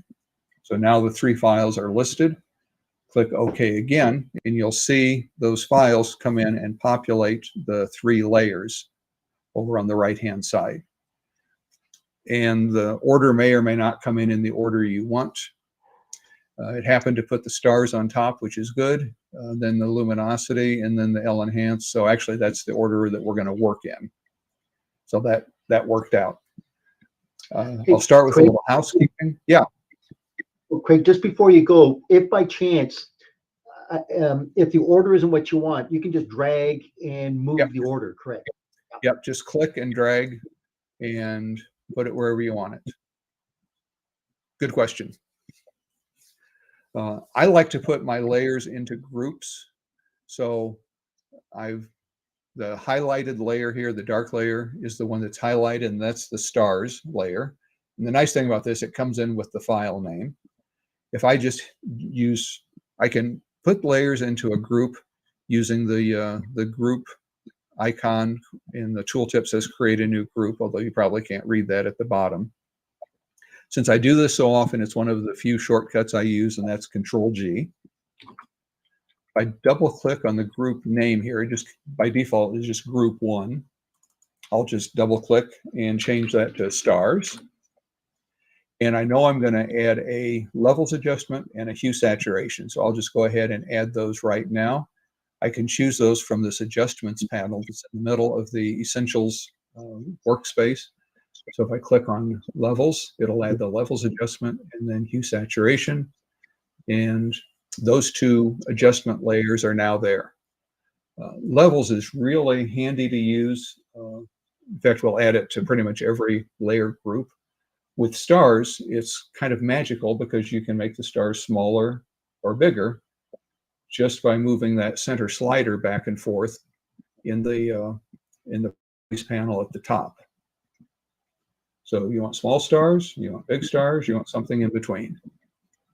And you can also use the hue saturation to get more saturated or less saturated stars. And since these are in a layer group, they're not affecting anything below. They're only affecting the stars. The last thing we need to do with stars is change their blending mode from normal, or pass-through is how it defaults for a group, in this drop-down at the top of the layers panel. So if I just click the drop-down, it'll give me a list of blending modes that I can use. And the one we want is screen. And notice now we see through it and we can see in this case, we're looking at the RGB or the luminosity data below it. And if we go back to this levels, I just clicked on the little icon on the levels adjustment layer, come back to my slider, and now we can get a better feeling for how big or small do we want the stars, and how saturated or unsaturated do we want them compared to the background. I got one question here from Dave. Yeah. Instead of screen mode, have you ever tried linear dodge to add the stars? I have. Linear dodge is a little bit more aggressive. Another one that I use a lot is lighten blending mode. In the old days of StarNet, you would subtract the stars, and then the right way to put them back in was to add them back. With Star Exterminator's unscreen process, the technically correct way to put them back in is with a screen transfer or blending mode. If we use lighten, it's a lot less aggressive. So that just by itself makes the stars smaller. The problem is if you use lighten blending mode, any place you have bright nebula behind it, it can overpower the stars, where screen will always show the star even if it's if there's something bright behind it. What would happen if you I hit almost soft? always use screen. Yeah. Craig, what would happen if you hit overlay or soft? I'm just kind of curious just to see what it would look like. That's overlay. It's going to overlay in soft light because I'm going to alt click on the eyeball. You can turn layers or layer groups off and on with this eyeball. If I hold the alternate key and click on a layer or a layer group, it'll solo just that one layer. So if we look at the stars, they're basically on a pure black background. And in soft light blending mode, black will darken what's below it. And if I alt click on the eyeball again, it turns everything that was on back on again.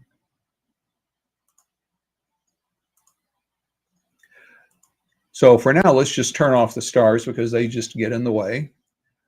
Next is the RGB. I'm just going to quickly Control G to put that into a group. Click to change the name. And I'm just going to automatically add a levels adjustment. It's going to need more work, but we'll come back to it later. This is really where we want to spend most of our time, is on the L-enhanced data. Again, Control G to drop it into a group. Double click to change the name. And now I'm just going to go ahead and throw a levels adjustment layer in because I'm sure we're going to use it. The first thing we need to do is clean up all of these really nasty reflections. And not only are there reflections, there are halos around the reflections that I like to neutralize. And we've got a lot of just kind of nasty stuff out here in the corners in front of what's mostly just dark sky. That there's not much of interest that was captured in this data. Like I said, this is not the best data. So that's not necessarily bad for a demonstration. Because I want to work on this non-destructively, I'm going to do two things. I'm going to add a blank layer, and I can just click on the new layer icon at the bottom, and that will add a blank layer above whatever the selected layer was, and then automatically it's selected.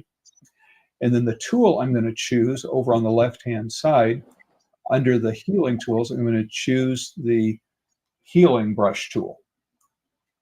And there's two that you can use. There's the healing brush and the spot healing brush. Spot healing brush works well for things like satellite trails. For larger areas like this, the healing brush is a more gentle and does a better job of blending in. It's much better than the clone stamp, which is a very kind of a harsh, blunt tool. The healing brush uses some the automatic content generation to match not only the texture of what's there, but the texture that you're copying from, and blends it in so that it looks good. One of the nice things, if you look at the tool settings at the top, it's set to current and below. So what that means is it's going to sample from wherever I tell it to sample from, but it's going to put the result on this layer by itself, and it's going to sample from this layer and whatever's below. So the end result is all of my edits will be on this currently blank layer that I can then turn on and off. So to see how that works, let's just pick one simple one right here. Let's say I want to remove this. So I've got the healing brush. I'm on the blank layer. I have current and below selected. I will hold the alternate key down. You can see the cursor changes, and that's where I'm sampling from. So I click to choose a sample source, move over what I want to eliminate. I can use the left and right bracket keys to make it larger or smaller, and just kind of click and paint, and it's gone. But what it did was put the spot to fix it on a layer by itself. So I can turn this layer on and off and either reveal that star or hide that star. And then it's just a matter of going around, working with this, current and below, cleaning up all these nasty spots. And the ones that are kind of out here in the boundary and near the borders, I'm being, pretty sloppy about. I'm just trying to make them go away. When we get into ones that have more detail, then I may take more time. Some things like this spot, I will try to sample, make my cursor a little smaller, and I want to sample from this area that looks like it is kind of a continuation of what should be there. So I'll pick that as my sample point, and then when I move down, I'll keep it aligned and paint that out. And so it blends in from the source area. And then back to some of these big areas. Like I said, a lot of these I'm just quickly trying to get rid of the really nasty things. And most of this area is going to be just black when we get done anyway. And I'll make my disclaimer here that I approach this, I guess, as a visual artist rather than a astronomer. Mm-hmm. So I don't worry too much about trying to maintain the integrity of the scientific integrity of an image. So pretty quickly we're down to just these two really big bright stars, and they're going to be a little bit more problematic. The problem is, as you start to fix it, it leaves a glow around it. So I'll try to, blend that in the best I can with surrounding nebula, and same thing over here. But we're going to have to do something else to fix this before we're done. And Pete, you brought up the soft light blending mode. That's what we're going to use to fix this. If these weren't so bad, I would do all of the repairs with a soft light blending mode. What we're going to do is selectively just darken and brighten areas through a process that's usually referred to as burning and dodging in the photo world. And to do that, I'm going to create another blank layer so that I can make my adjustments on this blank layer. I'm going to go to the brush tool, which I can tap B to go to the brush tool. And again, I can use left and right bracket keys to make it larger and smaller. These two squares show the default colors. If there's something other than the default colors, for instance, it's like that, I can tap D, and that will give me the default colors. X will just quickly switch between black and white as my foreground color. So black darkens, white lightens. And we'll put this layer in soft light blending mode. And the last thing I'll do is look at my brush opacity, and I want it to be fairly low. I can use numeric shortcuts. It's at 10% right now. If I tap the 4 key, it'll go to 40%. 0 would go to 100%. 10 goes to 10%. If I hit 0, 5 quickly, it would go to 5%, and so forth. But we'll start at 10%, and what I want to do is just paint with black on this soft light layer to darken this area that's too bright and try to blend it in with the surroundings. So I'll just start painting, and you can see that it's not changing anything. It's just darkening what's there. And a lot of times when you have glare, reflections, it's not that you don't want to change what's there. You certainly don't want to use the clone stamp to change it. You just want to darken the details that are there so it doesn't stand out. So I'm just painting with a big soft brush with 10% opacity and darkening that so it blends in better. And I can turn this layer on and off to see the effect I've had. And that also will help you see areas that maybe need additional attention. If you go too far, like I just did here, and it got too dark, I just tap the X key to shift to white and then paint white to lighten that back up. And then we'll do the same thing over here. Go to make sure I have black as my color. And I'm just clicking, and each time I click, it adds 10%. And blend this in.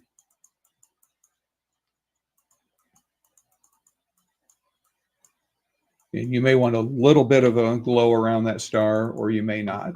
That's entirely up to you. It's kind of like happy trees. It's up to you. Well, Bob Ross. Yep. So, that's a pretty quick cleanup. We've got a lot of stuff out here that looks pretty nasty. Let's go to the levels adjustment layer. And if we look at the histogram, you can see the black slider on the left, and that kind of controls where we clip to black. The white slider is on the right, and you can see we're not clipping anything white, and we're also really not clipping anything on the black side. And the center slider is just an overall gamma or brightness. If I slide the black slider over, it'll start to darken the whole image, and you can darken that background so it looks a little bit less obtrusive. We can also brighten the highlights until we're just short of, just almost to clipping something. And we can move the center slider and just iteratively kind of go back and forth until we get the nebula looking about the way we want it. And now one of my secrets for dealing with this background area that is basically just kind of a mottled ugly mess, and we didn't really get any good data there. And I'm sure people are cringing as I do this. I'm going to just kind of paint this dark black. But as we talked before, I don't want to paint on it. So what I'm going to do is add a solid color fill layer. So if you come down to the bottom of the Photoshop window, there's kind of a yin-yang symbol. Yep. If I click on that, you can also choose adjustment layers from here. And one that's only here is solid color. So I'll select that. And I like my backgrounds to be somewhere in the range of like 19, 20, 21 RGB. And since RG and B are equal, that's going to be a neutral black. And that's kind of a nice, happy amount of black. Click OK. Trouble is, it's on top of everything else, so everything is just turned black. Again, we have our blending modes to the rescue. I'm going to go to my blending modes and choose lighten. And I don't know if you can see what that kind of magically did. Yeah. Any place that was darker than 2020, it brought it up to 2020, so it kind of created a floor, a darkness floor. Anything brighter just shines through. If I turn that off and on, you can see the difference. Nice. Yep, look at that. So, you know, all this noisy crap in the background is gone. Since it's non-destructive, now we can double click on the thumbnail and adjust this up or down to find what's really kind of the ideal place. And since we have some stuff like the glare around the star here and some of this noise showing through, we'll just go back to our burn and dodge layer, that soft light layer. And if I paint with on here, it's going to pull it down so it goes black. I might choose to hide some of this. And at this point, I might choose to highlight some areas. This burn and dodge can also be used creatively. If I paint with white, I can highlight some areas. And if you want to really create contrast, you can add contrast by painting alternately with, for instance, paint with dark on a kind of dark area, and then white on a kind of light area. And that creates more local contrast and better brings out those features. So, you know, this is, you know, very much an iterative playing around with it process. But we've got this looking kind of okay. If we turn the stars on, that's what it looks like with stars. Stars look a little bit too bold, so we'll turn them down a little bit. Let's turn that off. We haven't done anything with our RGB data, and it, again, looks pretty mottled and bad, but what we really want is just this reflection nebula here and here. So I'm going to do two things. I'm going to go to our RGB group, and I'm going to click on the disclosure triangle to expand it. We already have a levels adjustment layer that we put in earlier, so I'll use it to darken most of the background and then brighten the highlights to really bring out the contrast in those reflection nebula areas. And I'm really just focused on what's happening here and a little bit up here and ignoring the rest of it. Because the next thing I'm going to do is come up to the layer group, and I'm going to go to this icon that looks like a front-loading washer that says Add Layer Mask. And I'm going to click on that to add a layer mask to this group. You can see the little thumbnail just popped in. Right now it's white, so it's revealing everything in this group, and I want to invert it to black. Easiest way to do that is just to invert the mask, and the keyboard shortcut is Control-I. That will turn the mask black and hide everything. Now I'll just grab my trusty brush tool, tap 0 for 100% opacity. We're painting with white, so we're going to start bringing stuff back and revealing stuff that's in this group. And there we just brought back that reflection nebula. Since it has its own adjustment layer, I can adjust how bright I want the brightness to be and how dark I want the dark to be. If there's areas I don't want to reveal, I just go back to the mask, switch to the black, and hide it. And that's all there is to it. Oh. Turn the stars back on, and Bob's your uncle. Wow. The last thing we might want to do is come back to the L-enhance data. And what I'm going to do is I'm going to click on the levels layer. I want to stay below this black fill layer. And let's just add a hue saturation layer and pump up the color a little bit. If we wanted to change the color, we could use a color balance adjustment to tweak the color to be more red, more blue, more green, whatever color you'd like. And that's all there is to it. That's So amazing. and That's notice I haven't cropped anything. no, I don't I use the see. dynamic crop tool.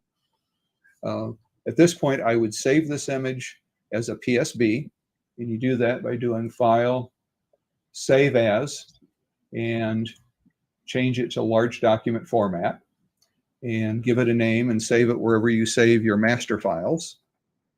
And then I would import that saved master file into Lightroom, and that's where I would do my final cropping and color adjustments, things like that. I might add some sharpening or noise reduction in Lightroom. So that's kind of the basics of a simple one-shot color workflow. And what did that take, a half hour? Yeah, yeah. We started Yep. just about 10 o'clock. Yep. With me babbling on. That's pretty amazing. You know, I love the fact that with Photoshop you're able to kind of control like what you did with the that reflection nebula in the middle there. You know, that you just painted it with a little bit of dark, and you were able to kind of just like laid a mask on there, and you were able to kind of just raise and lower the brightness of that one little section. I thought that was pretty cool. Yeah, well, in fact, there is a mask, right here. And that's, There if it you're is. curious, that's what the mask looks like. Yep. I did that just by alt-clicking on the mask itself. We can turn this whole layer group on and off to see its effect. And sometimes when you do that, something will jump out at you that doesn't look right. Right. If you're on a starless image, we just turn the stars off. Hey, Pretty- Craig, if you're going to consider Yeah. using like a high pass procedure on this, what layer of or what group would you put the high pass on? Good question. I would probably put it just below the stars. And so this is one of those instances where I would do a Shift Control Alternate E. So I just turned off the star layer because we don't want it included. And I've currently selected the top layer of stuff that we do want included, and then do the Shift Control Alt E. If you remember, that is a stamp visible. So that creates a fixed pixel bearing layer that is the composite of everything below it. So that's what it looks like. For a high pass, you don't want to have color on it. So Shift Control U, desaturate with one of the keyboard shortcuts. We take all the color out. And typically, you would go ahead and put this in soft light blending mode, and then go to, and I'm actually going to duplicate this now that we've got it to this point, and you'll see why in a minute. Then I'll go to Filter, Other, High Pass Filter. And you can use this two different ways. If you use it with a relatively small pixel radius, I should have zoomed in before I did this, but it's basically just sharpening and adding some acutance to the fine details in the jellyfish. And with my setup, somewhere usually in the 8 to 15 pixel radius works pretty well. Okay. Click OK, and now we've just done some detailed sharpening, and I can turn that layer off and on, and you can see the effect. Oh, wow, look at that. I mean, that would be basically Photoshop's equivalent to Blur Exterminator, correct? I would think it's pretty close. Well, it's actually doing sharpening where Blur Exterminator is doing deconvolution. So there is a difference. Now, the other way you can use this, and that's why I made a copy of this. Let's go to this copy that I made here. And it's the same thing. It's a gray layer in soft light blending mode. So let's go to Filter, Other, High Pass. And if we crank this pixel radius up quite a bit, as you start cranking it up, it looks worse.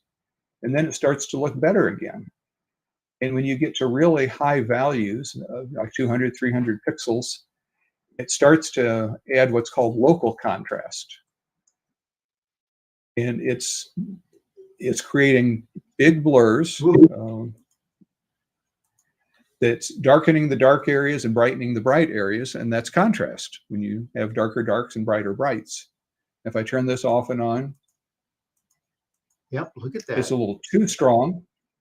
And if the effect is too strong, you just go up to this opacity slider, and you can drop down and move the slider, and just adjust it to taste.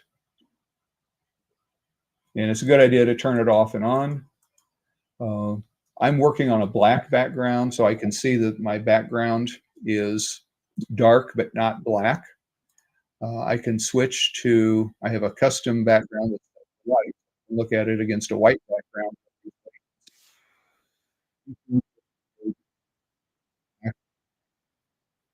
Or the default I have set as a gray background. So that lets me judge 3 different ways of looking at it. For instance, Facebook shows it against a white background. If you print, you're basically printing it on a white background. So it's you want to have it look good in both scenarios. So just out of curiosity now, can we see the specs on this particular file now in terms of what is the data in terms of megapixels that with the different groups and the layers?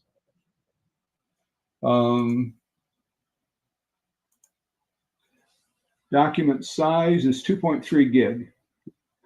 Okay. If I flattened it, it would be 350 megabytes. It's 2.3 gig as it currently stands. Yep. And would that be typical with the amount of what you've got here on the right side with the layers and the groupings? Yeah. Well, a lot of them are going to be bigger than that. 4 to 5 is probably more typical, sometimes 8. Wow. Okay. I did a 12-panel mosaic of the Orion area, and I think it tipped the scales around 15. Yeah.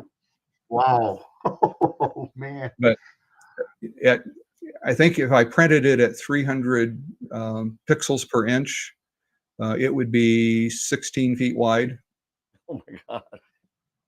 Yep. So Craig, would it be advantageous, yes or no, would it be advantageous to save it as one file as a PNB and then another file as a TIFF? Would there be any reason to consider both of those saving formats? I don't think so, because I only want one master file, and having 2 master files is a little bit like having 2 calendars. They'd be the same. Okay. So I save a master file as a PSB, and I kind of preserve it as the master file. Anything I want to do from that master file, I'll create exports from Lightroom. So for instance, if you called me up and say, hey, can you send me a TIFF file? Then I would export it as a TIFF from Lightroom to create that. Okay. If I want to put a JPEG on Facebook, I'll export it as a small JPEG from Lightroom.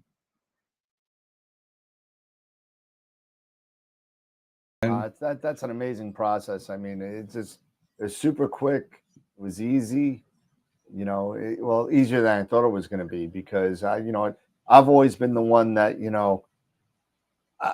I just learned PixInsight, and, even though the Photoshop has been around light years before PixInsight has been there, PixInsight is what I learned on.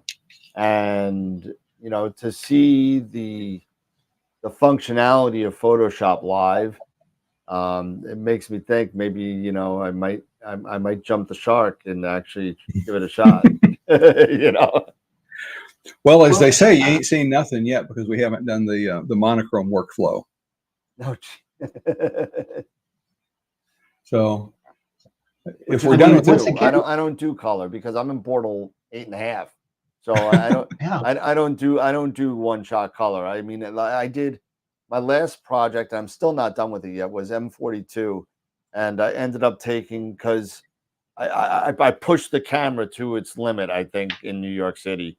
I actually got up to about 30-second subs, and and that was the limit that I could do, seriously, in New York, because it was just getting, the whole background was getting blown out.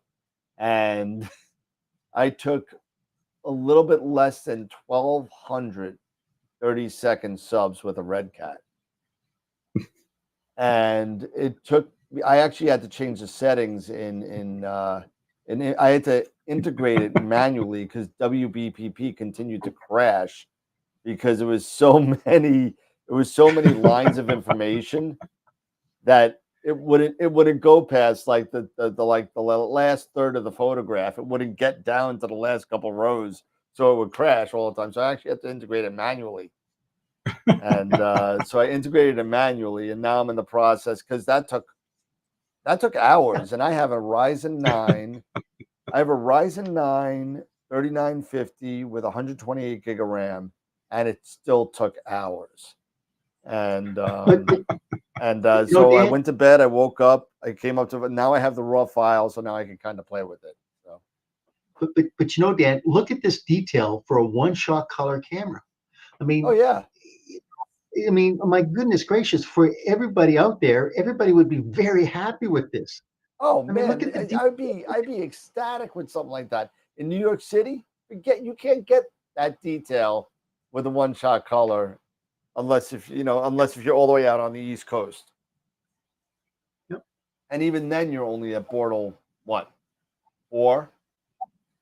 Yep. Maybe 5. Yeah, because I have a fairly dark sky, I can get by using the kind of the low end L-enhance filter. Yep.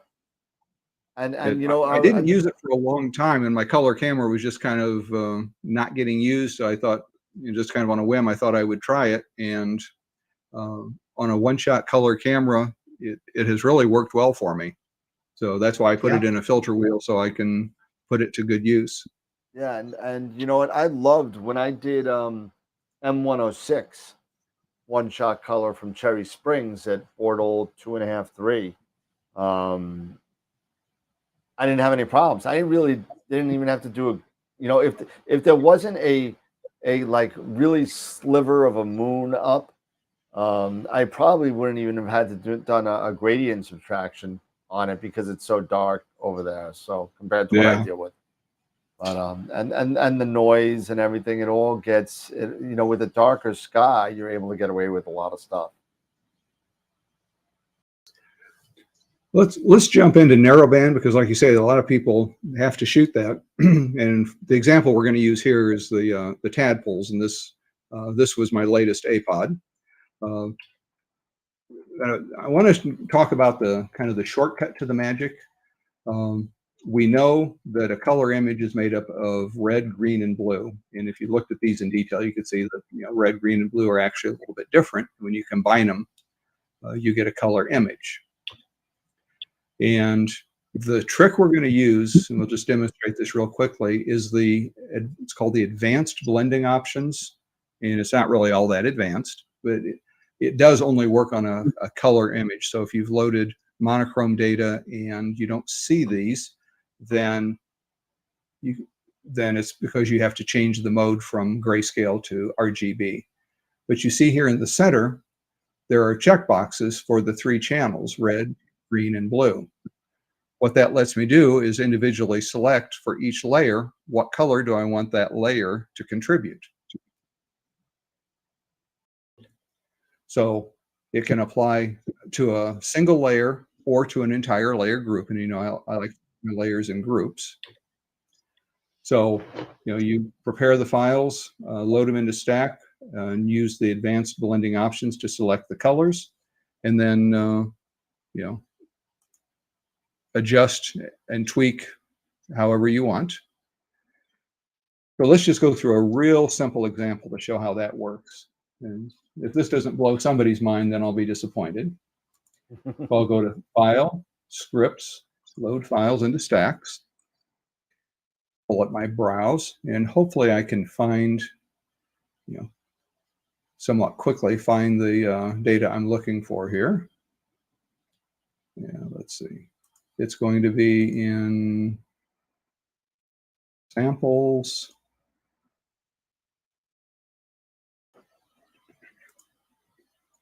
So I think it's right here.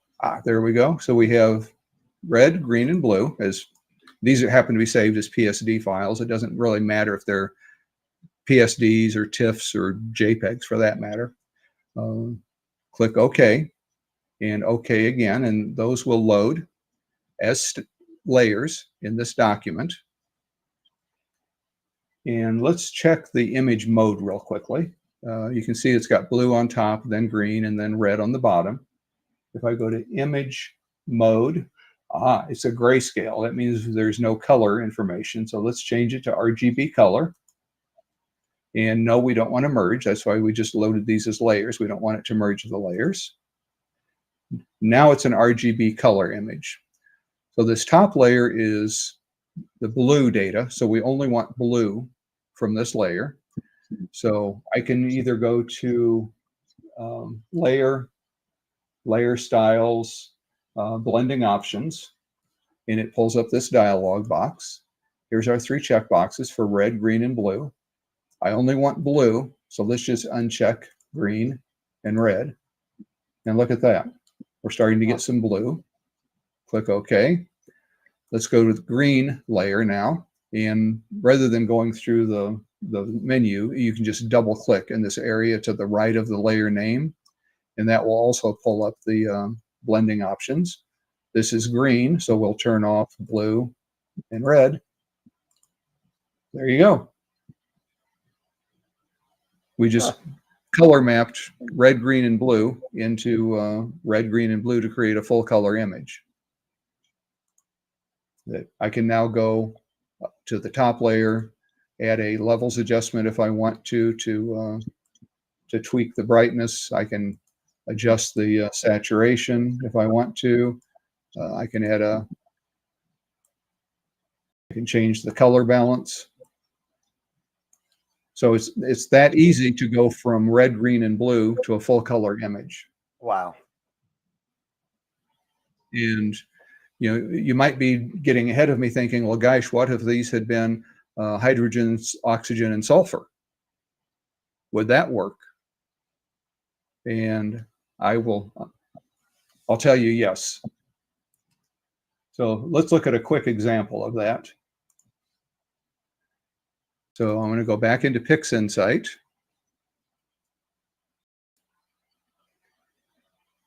And I would basically do the same thing of reviewing the data, go through WBPP, and when that's all done, it would output my master data. So let's go to the swap files and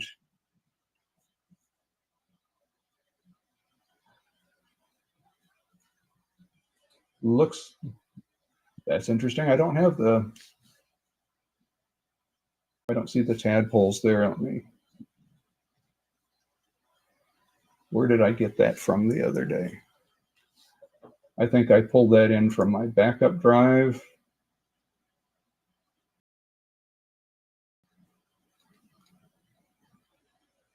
No, it's not on my back. Well, we would pull it in from, let me just grab something different then. So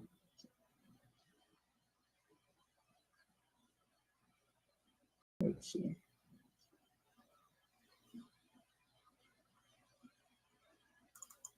I'm going to pull this one in, go to the master, and I'm just going to grab the sulfur, oxygen, and hydrogen. You would do the same thing with red, green, and blue. This data set's not complete, so it doesn't have blue yet.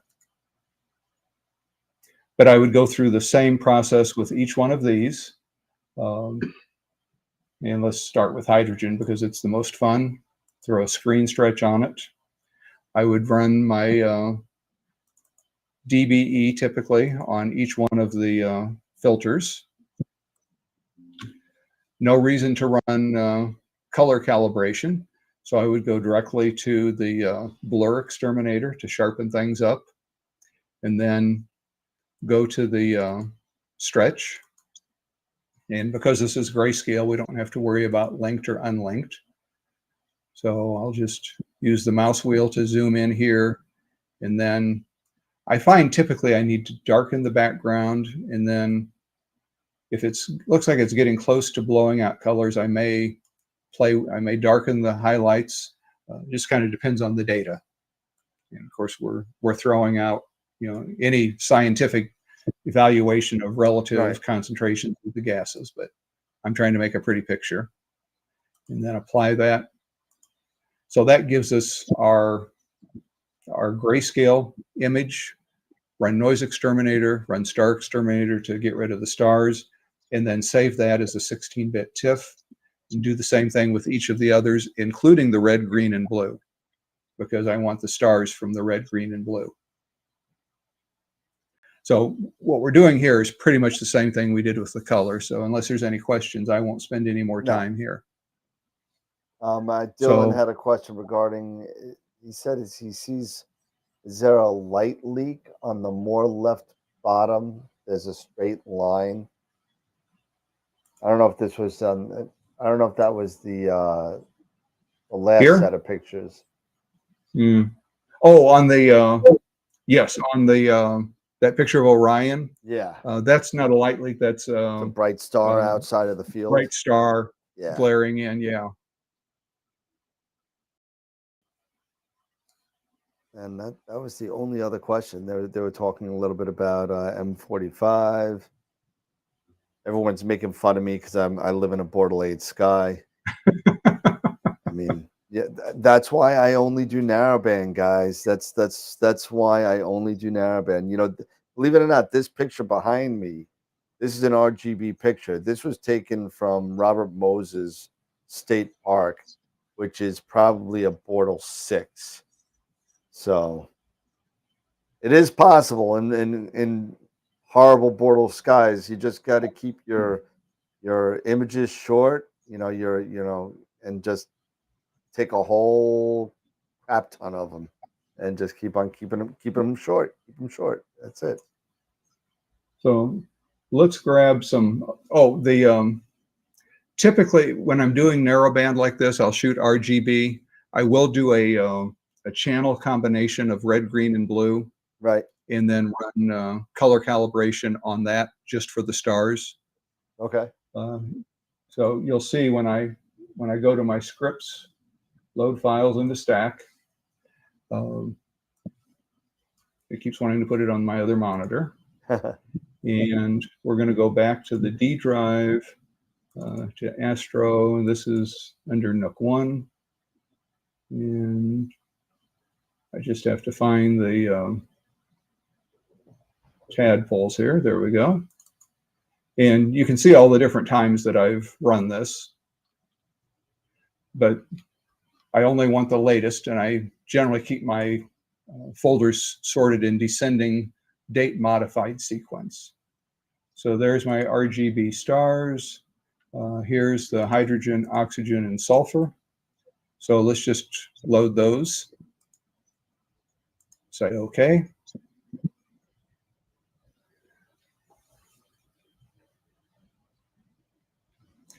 And as before, we'll start with some housekeeping. There's the stars. So Control G to put those in a group.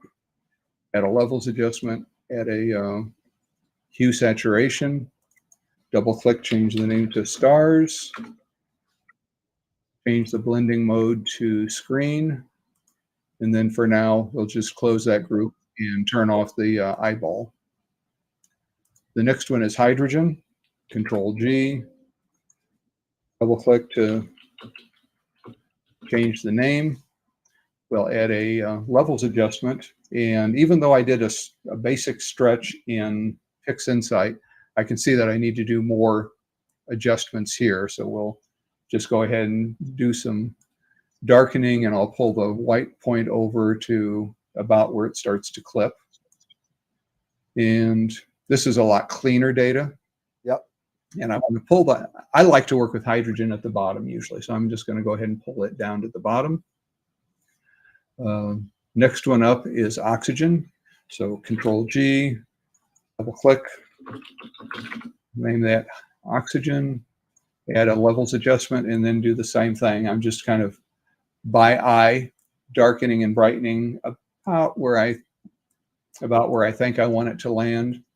And again, because this is non-destructive, we can always come back and revisit this as we get further along in the workflow. I'm going to pull that down above the hydrogen, but below the sulfur.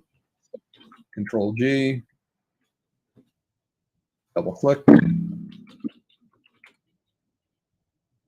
For a levels adjustment. And I'm just kind of presetting this for about where I think I'm going to want it, but I'm sure it's not exactly where I want. So now we have three groups with hydrogen, oxygen, and sulfur, stars on top. We need to color map it. You want SHO? Sure. Let's go to sulfur. Double click out here to pull up the blending options. We want sulfur to be red, so it doesn't need green or blue. We want oxygen to be blue, so double click, turn off red and green, leaving just the blue. There's an SHO. Wow. You want HOO? Let's turn off the sulfur.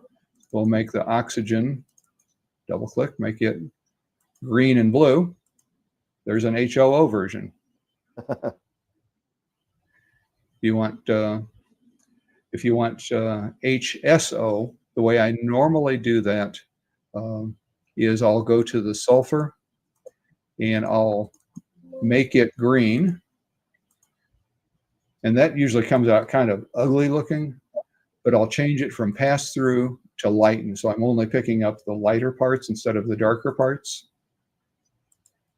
And there's an HSO version.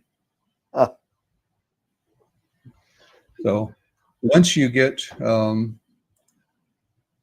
let's go back to our SHO version.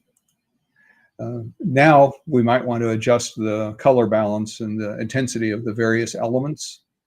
So for instance, I could go to the sulfur, click on this levels, and I adjust the levels, I can see exactly what impact that's going to have to make it more or less prominent. Turn the stars back on.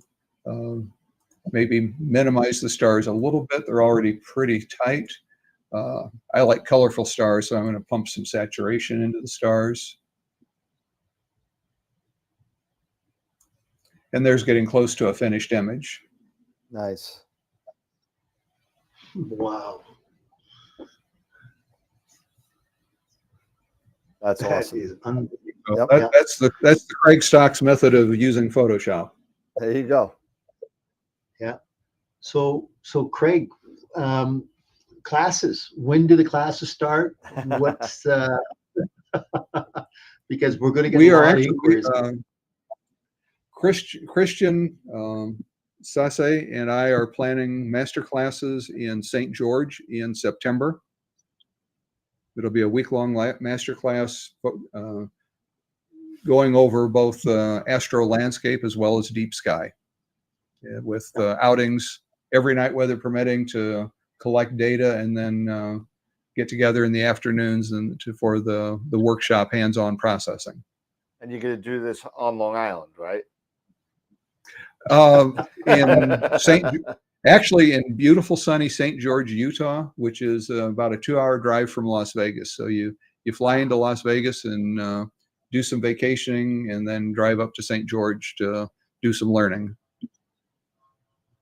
Nice. Very cool. Well, yeah, well, you know what? I refuse to go back to Las Vegas until they bring back Star Trek: The Experience at the Hilton. So, you know, then I'll come back.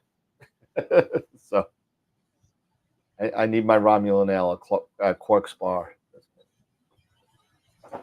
So, you know, asking about time, I think we spent about 10 minutes on this image. Yeah. And, Oh yeah. and in reality, I would probably come back. I want to be above the sulfur and below the stars. So I would probably add some global adjustments here. So maybe another levels adjustment to fine tune that. Probably a global hue saturation. Although, you know, once you're into hue saturation, if you don't like the yellow looks pretty green, if you want to tone that down, you can target just the yellows in a hue saturation. And then the middle slider is the one you normally use to adjust saturation. But you can also use the top one, which changes the tint. So I can make that, you know, a little more red or a little more yellow or a little more green, whatever color I want, by tweaking it here. I might want to do the same thing with the blues and cyans. I might want to make the cyans a little more blue. I might want to make the reds, maybe a little bit more intense and a little bit more red. I can do the same thing by adding a black or an almost black solid color to set that floor level, put it in lighten blending mode. It doesn't have much effect here, but it has a little bit in the center. I'm not sure I even want it there in the center. I think I like it better without it. But if I decide I need to brighten some of these areas, remember that burn and dodge layer that we used? I can add a blank layer, put it in soft light blending mode, tap B for the brush tool. I'll tap X for white, 1 for a 10% opacity. And then if I just make a big old brush here and tap once or twice, I can just brighten this area. Maybe I want to brighten up here a little bit, and then maybe darken around the perimeter with black to bring a little bit more focus to the center. But if I want to add a sharpening layer, I would do that at this point with the Shift Control Alternate E to create I don't want the stars in there. Turn the stars off, then do it. Shift Control U to go to grayscale. Put this in soft light. You can either use soft light or overlay. Overlay's a little bit more aggressive. Filter other, high pass. A high value does that kind of local contrast. A smaller value does the more detailed sharpening.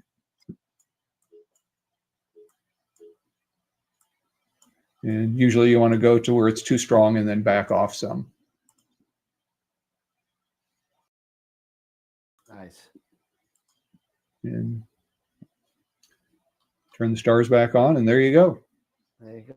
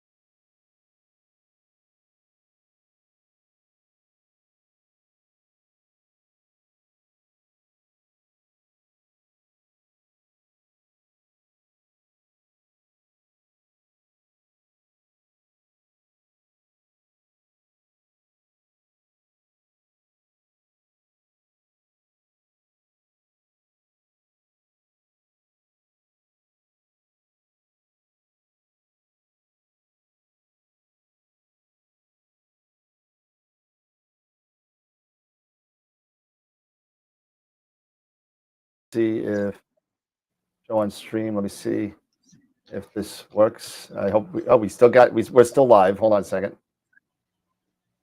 It actually picked up the stream where we left off. So I apologize, everybody. For some reason, my entire internet went red and it turned off and it turned back on in about 30 seconds. It was kind of odd, but we're back. So sorry about that, everybody. That's interesting. And you know what the interesting is that we didn't have to restart. We were such a short period of time. We didn't lose the YouTube link, so everyone's still watching. So so that's even nice. Wow. Hey, that was a first. 3 years of doing the shows on Wednesdays and Fridays. That's the first time that happened during a show. So first time for everything. So apologize about the late cutoff. I didn't want to cut you off. But yeah, so were you in the middle of showing something real quick or I'm not sure where you disappeared, but I think I got through pretty much everything that we needed to get through. okay. And I don't want to drag this out forever. So if there's some questions, maybe this is a good time to take some questions and wrap up this part. Let's see. So hey Craig, you and I should meet up for lunch Wednesday afternoon at Blues Cats Cafe on Bluff Street. My treat from Corruptor. I don't know who that is, but Corruptor is saying.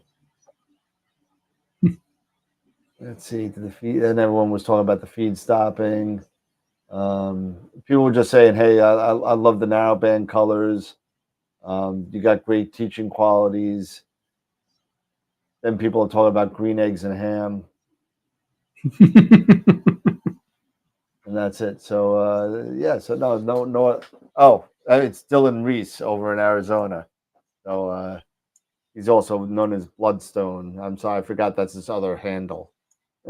Okay. So he's one of our regulars. He lives out in Arizona. Yeah, but no other questions really. So whew, that's a lot of information. That was really, really, really a cool process. It was really interesting to see how you get back and forth and how Photoshop can be used to further implement your workflow process. And it's just great to see that when I've always heard of people going back and forth to Lightroom and Photoshop and PixInsight and use APP for stacking and PixInsight for this and then Photoshop for that, then Lightroom for that, and bring it back in. I was just I'm a one-trick pony. I'll use print shop. Oh my god, I'll use PixInsight, and that's pretty much it. And that's what I use. But it really made me think about using other tools that are available to me, because of what you showed. Because it just seems so much easier the way you did it with the blacks and the whites and the masks and that and how to make those masks. It was just a lot easier than doing a range mask for me. You know what I mean? Yeah. For me, it works out, but then I've been using Photoshop and digital image processing for a long time. So, this is all pretty second nature to me, and I just use PixInsight as a preprocessor. But like I said, I've seen a lot of just beautiful images come out of PixInsight without Sure. using any Photoshop too. So Yeah, no, There's- PixInsight use really whatever is. tool best fits you. Yeah, and we talk about that all the time too, where you got to remember that you're the artist, and whatever works for Craig, whatever works for me, whatever works for Pete, may not work for you. You may want to sit there and use Deep Sky Stacker and GIMP. I mean, and Pip, and some of the cheap, or free work, and it works for you, and that's fine. But some people may need other tools, so it's just cool to see the other outlook on that. Craig, Yeah, and I quick know question some to people have a real aversion to Adobe's kind of pay by the month Yeah. rental, since they introduced that several years ago. Yeah, Creative Um, Cloud. Yeah. Personally, I think it's fantastic because for the cost of a cappuccino, $10 a month, you can have the industry standard software right there on your computer, and that's probably the cheapest thing in your astro imaging arsenal. Yeah. So I tend to think it's a great thing, and I don't have any qualms at all about paying that $10 a month. Craig, quick question to ask you. You Yeah. and Christian aren't going to get together until September, so that's 7 months out. But if, say, you wanted to do a class, basically just kind of what you showed us tonight, would you be interested in putting something together where our memberships could definitely pay a fee to come in and work with you? We could just get an example image and just kind of work with you, going through the steps to be able to kind of do the keyboard steps, the mouse movements. Yeah, sure, we could do that. This was, unfortunately, because of the amount of material, this wound up being, kind of more of a demonstration than a teaching process, probably. Yeah. But that was exactly what it was. It was just to show you, everybody, your workflow. But I think there's a lot of people here that really do like this workflow because they're now seeing the advantages of having groups, having layers, having masks. But they just maybe don't know the unique keyboard and mouse movement. And they'll probably need to either see a video tutorial to watch it as a step-by-step procedure, or as you said, maybe doing an online class. I mean, I will definitely sign up for that because I'm really impressed with what you got here. And I've always been fascinated by the way your post-processing techniques are. So I will definitely be the first one to sign up for a class. So, yeah, that's something we could certainly look at. Oh, that'd be great. Yeah, absolutely. All right. So let's we could talk about that offline and definitely see what we could hook up with that and figure that out. Okay. That would be really cool. And then we could put that out to the membership and see if anybody else is interested, because I'm sure there will be. So, we have a bunch of, what do you call it? The offenders in the chat that are always there talking about, Photoshop, PixInsight, and all that, and how to get pictures pretty. You know what I mean? Because people, a lot of people, what people struggle with it's not about the stacking mostly. It's about the post-processing where, getting the color that you want. What do I need to do to manipulate this? What kind of mask do I need for that? What do I need to do to make this the darker darks and the whiter is white? All that kind of stuff is some stuff that, some people do struggle with. Yeah. Well, Dan, the other thing I would go ahead, Craig. Pete. I No, was just no. going to say the other thing that I think is important is for people to not just have the techniques, but to have a vision of what they want to use those techniques to create. And I tell this to all of the students that I'm trying to teach photography to, is it's important to look at a lot of good examples of good photography, because you can't create good images if you don't know what a good image looks like. Right. And if all you do is look at Facebook, you may be seeing a lot of less than good images and not really understanding what the differences are.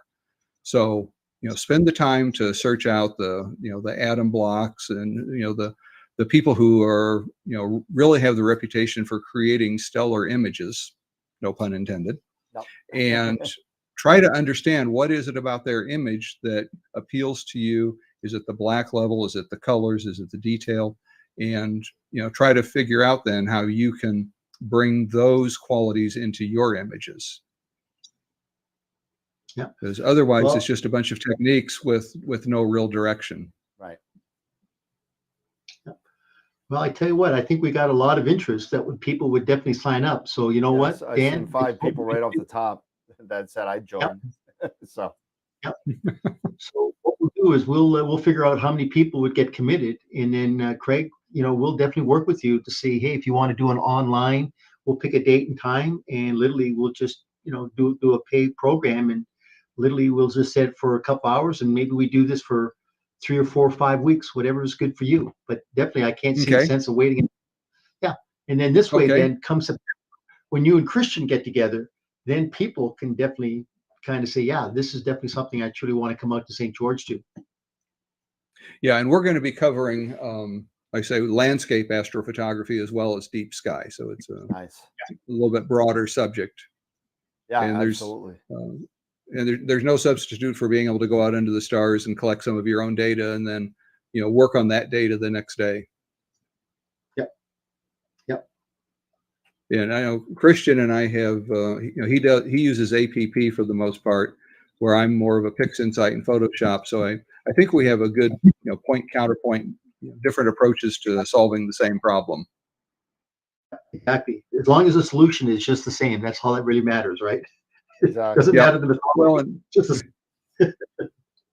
and ultimately, the goal is not to teach you how to create my pictures. The goal is to teach you how to create your picture. yeah, Yep. exactly. Well, good, man. That's a great. Yeah, As I so said, Craig, thank you very much. yeah, we got This like has 10 been very, people No that very, are very problem. interested informative. in that. So that's not including Pete and myself. So, so, so. All right. So we do really quick have to do our year subscription IP for AP. So for those of you that do want to learn Photoshop, that's a good tool as well, because that's how IP for AP cut their teeth, was with Photoshop. And they've evolved into PixInsight, but they have plenty of tutorials on Photoshop as well. And tonight we're giving away a year subscription to that service. So let's get on the wheel real quick before everybody goes to bed, and we'll do that. So let's get the wheel up there, and here we go, and we'll get the wheel here, and we'll make it big. There we go. That's not big. There we go. And there's a wheel, and this is the same thing. Masters of PixInsight, IP for AP. They're both one and the same. But we have 146 people signed up for this giveaway. So here we go. Free 1 year IP for AP. I'm not turning my pad out so I can write this down. And the winner is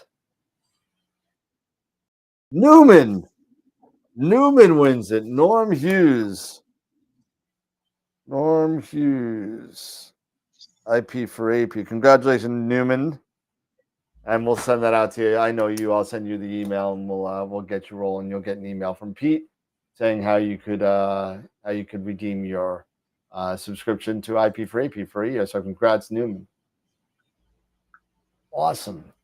Where is I lost my YouTube feed. There we go. No problem, Norm. You got it. So Norm won. Actually, Craig, thank you so much for coming on. I know it's getting late on the East Coast, but thank you for coming on and hanging out with us again. This is your second No or problem. third time? Third, I think. I think it's your third time. Yeah. So you're getting up there with us. so I think the only person that has more, I think there's Sean has 5, Sean Nielsen, and Tom Bramwell, I think, from Prima Luce. I think he's got 4. So I think those are the only 2 ahead of you. So, oh no, Dr. Sass has 3 too. So Okay. yep. So it's great to have you on, having that perspective of Photoshop and PixInsight working together. It's really eye opening. I'm glad you enjoyed it. That hopefully people got something out of it. No, they Yep. definitely did. You got a lot of people in there. A lot of people say that your teaching is wonderful. You do it in a way that's not talking down, you're talking at, so it's really good to see. Sometimes when people teach, they kind of like just say matter of fact. You can definitely tell you have a lot of passion for what you do. So it's good to see. So I enjoy what I do. Huh? That's a good thing. I'm old enough. If I didn't enjoy it, I wouldn't do it. Exactly. Me too. That's why I do this twice a week, because I love doing it. But anyway, someday I'll win an autograph book and then respin. Yeah, everyone's agreeing. Everyone's agreeing with you about, yeah, we all love what we do. So again, thank you so much. I guess just real quick, Pete, you got any final thoughts of the night? Or Just a sincere thank you to Craig. I mean, Craig, always, you're just a treat to have on as a guest. And absolutely. anytime you just want to come on, please just reach out to Dan, because it's just a real thrill to have you on. And just your images are just absolutely spectacular. So with what you're doing out at Utah Desert Remote, I got a feeling that you've got something special going on out there, and it's going to be something that'll be growing here by leaps and bounds over the next 5 years. So as I said, if we can help out in any way, and more importantly, if you can help out to our membership as well, it's always a pleasure to have you on. And thank you very much. Well, thank you. It was my pleasure. Yeah, awesome. Thank you so much, Craig. And everybody, don't forget, I believe who's our next guest? I don't have my calendar up right now. But we got guests. We are booked up all the way until March 1st, and then we have April 1st. So we got like 5 straight Wednesdays of guests, including Bob Denny, Evo, and a bunch of other people. So check out astroweb.com and look at the calendar on there. Everything is posted on there. And I guess that's about it. So Craig, again, thank you so much for coming on. Appreciate all the time you spend with us. It's definitely been great. Thank you so much. No problem. All right, everybody. So have a good night. Don't forget to come Friday night. Don't forget to vote for the picture of the week. There's a lot of really cool pictures on astroweb.com. So definitely go check that out. And if you haven't signed up for any of the giveaways, you can do that there as well. And calendars are still on sale. Don't forget, calendars are still on sale till March. So we already sold out of the first batch. We sold 30 calendars already. And I got the second set of calendars coming in. So get your 2023 picture of the week calendar from AstroWorld on the website. So everybody, have a good night. Take care. Have a great week. And remember, as always, keep imaging, keep educating in clear skies. And we'll see you Friday night. Have a good night, everybody. Good night.